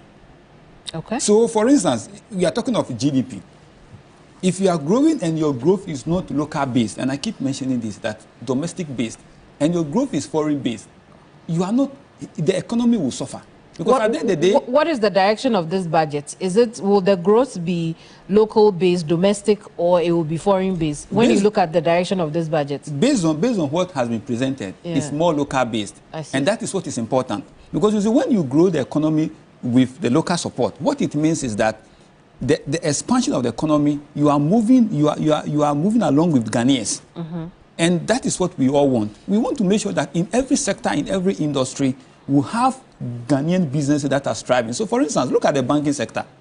Majority of the banks are foreign banks. So, if the banks are expanding, then we all see how the banks are all making profit. Right. When they make the profit, you say the sector is growing, but then all the money is going out. So, you are growing at the detriment of the sustainable that matter. But it is where the numbers are coming from that matters, which is very key. And that is why we have to be deliberate. So if you look at it, they have reduced expenditure, which is very good. But what does it mean? It means that definitely expenses are going to reduce. But where the money is time, and that is one of the challenges, too many things at the same time. And I think that one of the means where they said they want to recalibrate the procurement system is very good, because that is one of the areas where there were so many slippages and leakages. And I think that when this is done properly, indeed, a lot of money will be saved to support other key sectors of the economy. I see. And Mark, I come to you next, because you commended the government for the 51.3 million it was contributing as seed money for the establishment of the Women's Bank. We hear from the former finance minister, the minority side, questioning why 51.3 million cedis is the being allocated for the Women's Development Bank. because for the bank capital requirement is 700 million cedis, I think. 400 million cedis he mentioned. Your take on that matter? So largely this is a development bank and they may operate differently from a commercial bank. I agree to some extent that the money may not be sufficient, but for me it's a good start. I mean, it wasn't there, now there is something. And I just don't want them to end it there. I mean, now that you have expressed the view that the money is not sufficient, let's look at how we can top it up. Because ideally, if you look at 51... The Trade Minister, when she talks about how this is not a bank for women of the NDC, but Ghanaian women in totality. But we've also seen what has happened to the likes of Masloch in the past when it ended up, favoring people within the parties of the governing, within the party of the governing party, so to speak. I hope I'm making the point clear. But, and so then the question will be, what can the current administration for your ability to be able to draw funds from the bank? I think we should learn from our past. This Masloch and other things that were so politicized didn't help us. Going forward, I expect that we don't have to play politics with this women bank that we have. Because otherwise, you have only one party people coming. And because they were women organizers, they were women this, they are the ones who are going to be giving the money. But these may be the people who may not be even business owners. Because they are party people, they get access to the funding and may end up not using it for the intended purpose. So all of us should have an eye on that. We should be able to monitor. I think we should, I don't know whether the Bank of Ghana or any of them will have any regulatory oversight committee, responsibility on that. But we should be able to identify people who are doing business and genuinely need money, and not because you are party. I do believe that this is a temporary step just to bring down the interest rates. But is the interest rate coming down? Is it reflecting in the Ghana referencing rate? That's a question that we should be asking ourselves. Is it reflecting in businesses having a low cost of funds that they can also borrow to establish their businesses? And you recall that the finance minister wants to finance the deficit of about 48 billion using domestic financing. So if you are using the domestic financing to finance the deficit, it therefore means that the rates might go up in no too distance into the future. So we should be anticipating that the rates will go up because you have to borrow domestically, which means that the rates will go up again. So it's just a temporary measure, but treasury bill rates might pick up in the future, especially when the government fully roll up its program. Because the budget, as you see, is that there are a lot of things that and other related stuffs. You recall that the government has been able to. There is one particular fund that, at least a withholding fund or something like that. It was 6%. That has now brought it back to 4%, and that differences is going to be used to fill the gap of the e-levy and the gap of the realignment of the GET fund and all of that. So I do hope that the revenue target, if we are able to meet it as 17-point-something% of GDP, then we are in a better track to achieving the government short-term revenue target. So it's not entirety, it's not anything that... Well, but it sounds complex at this point because, it's usually, okay, we have this, we'll get the money from here and here to be able to use for these matters or projects that we hope to embark on. But here's a government that is saying that I will try as much as possible not to inflate the interest rates for our treasuries. And the style I'm using to do that is I will not borrow as much from the domestic markets. And we've seen that. They already turned. So, no, the point is that they've turned it away because they've not yet operationalized their budget. Oh, that's what you think? Yes. So, I see. So as long as the budget begins to operationalize, it means that you have a funding gap that you have to fill. And if you have a funding gap that you have to fill, then you have to go in for the money to be able to finance it. Otherwise, where are you going to get the money?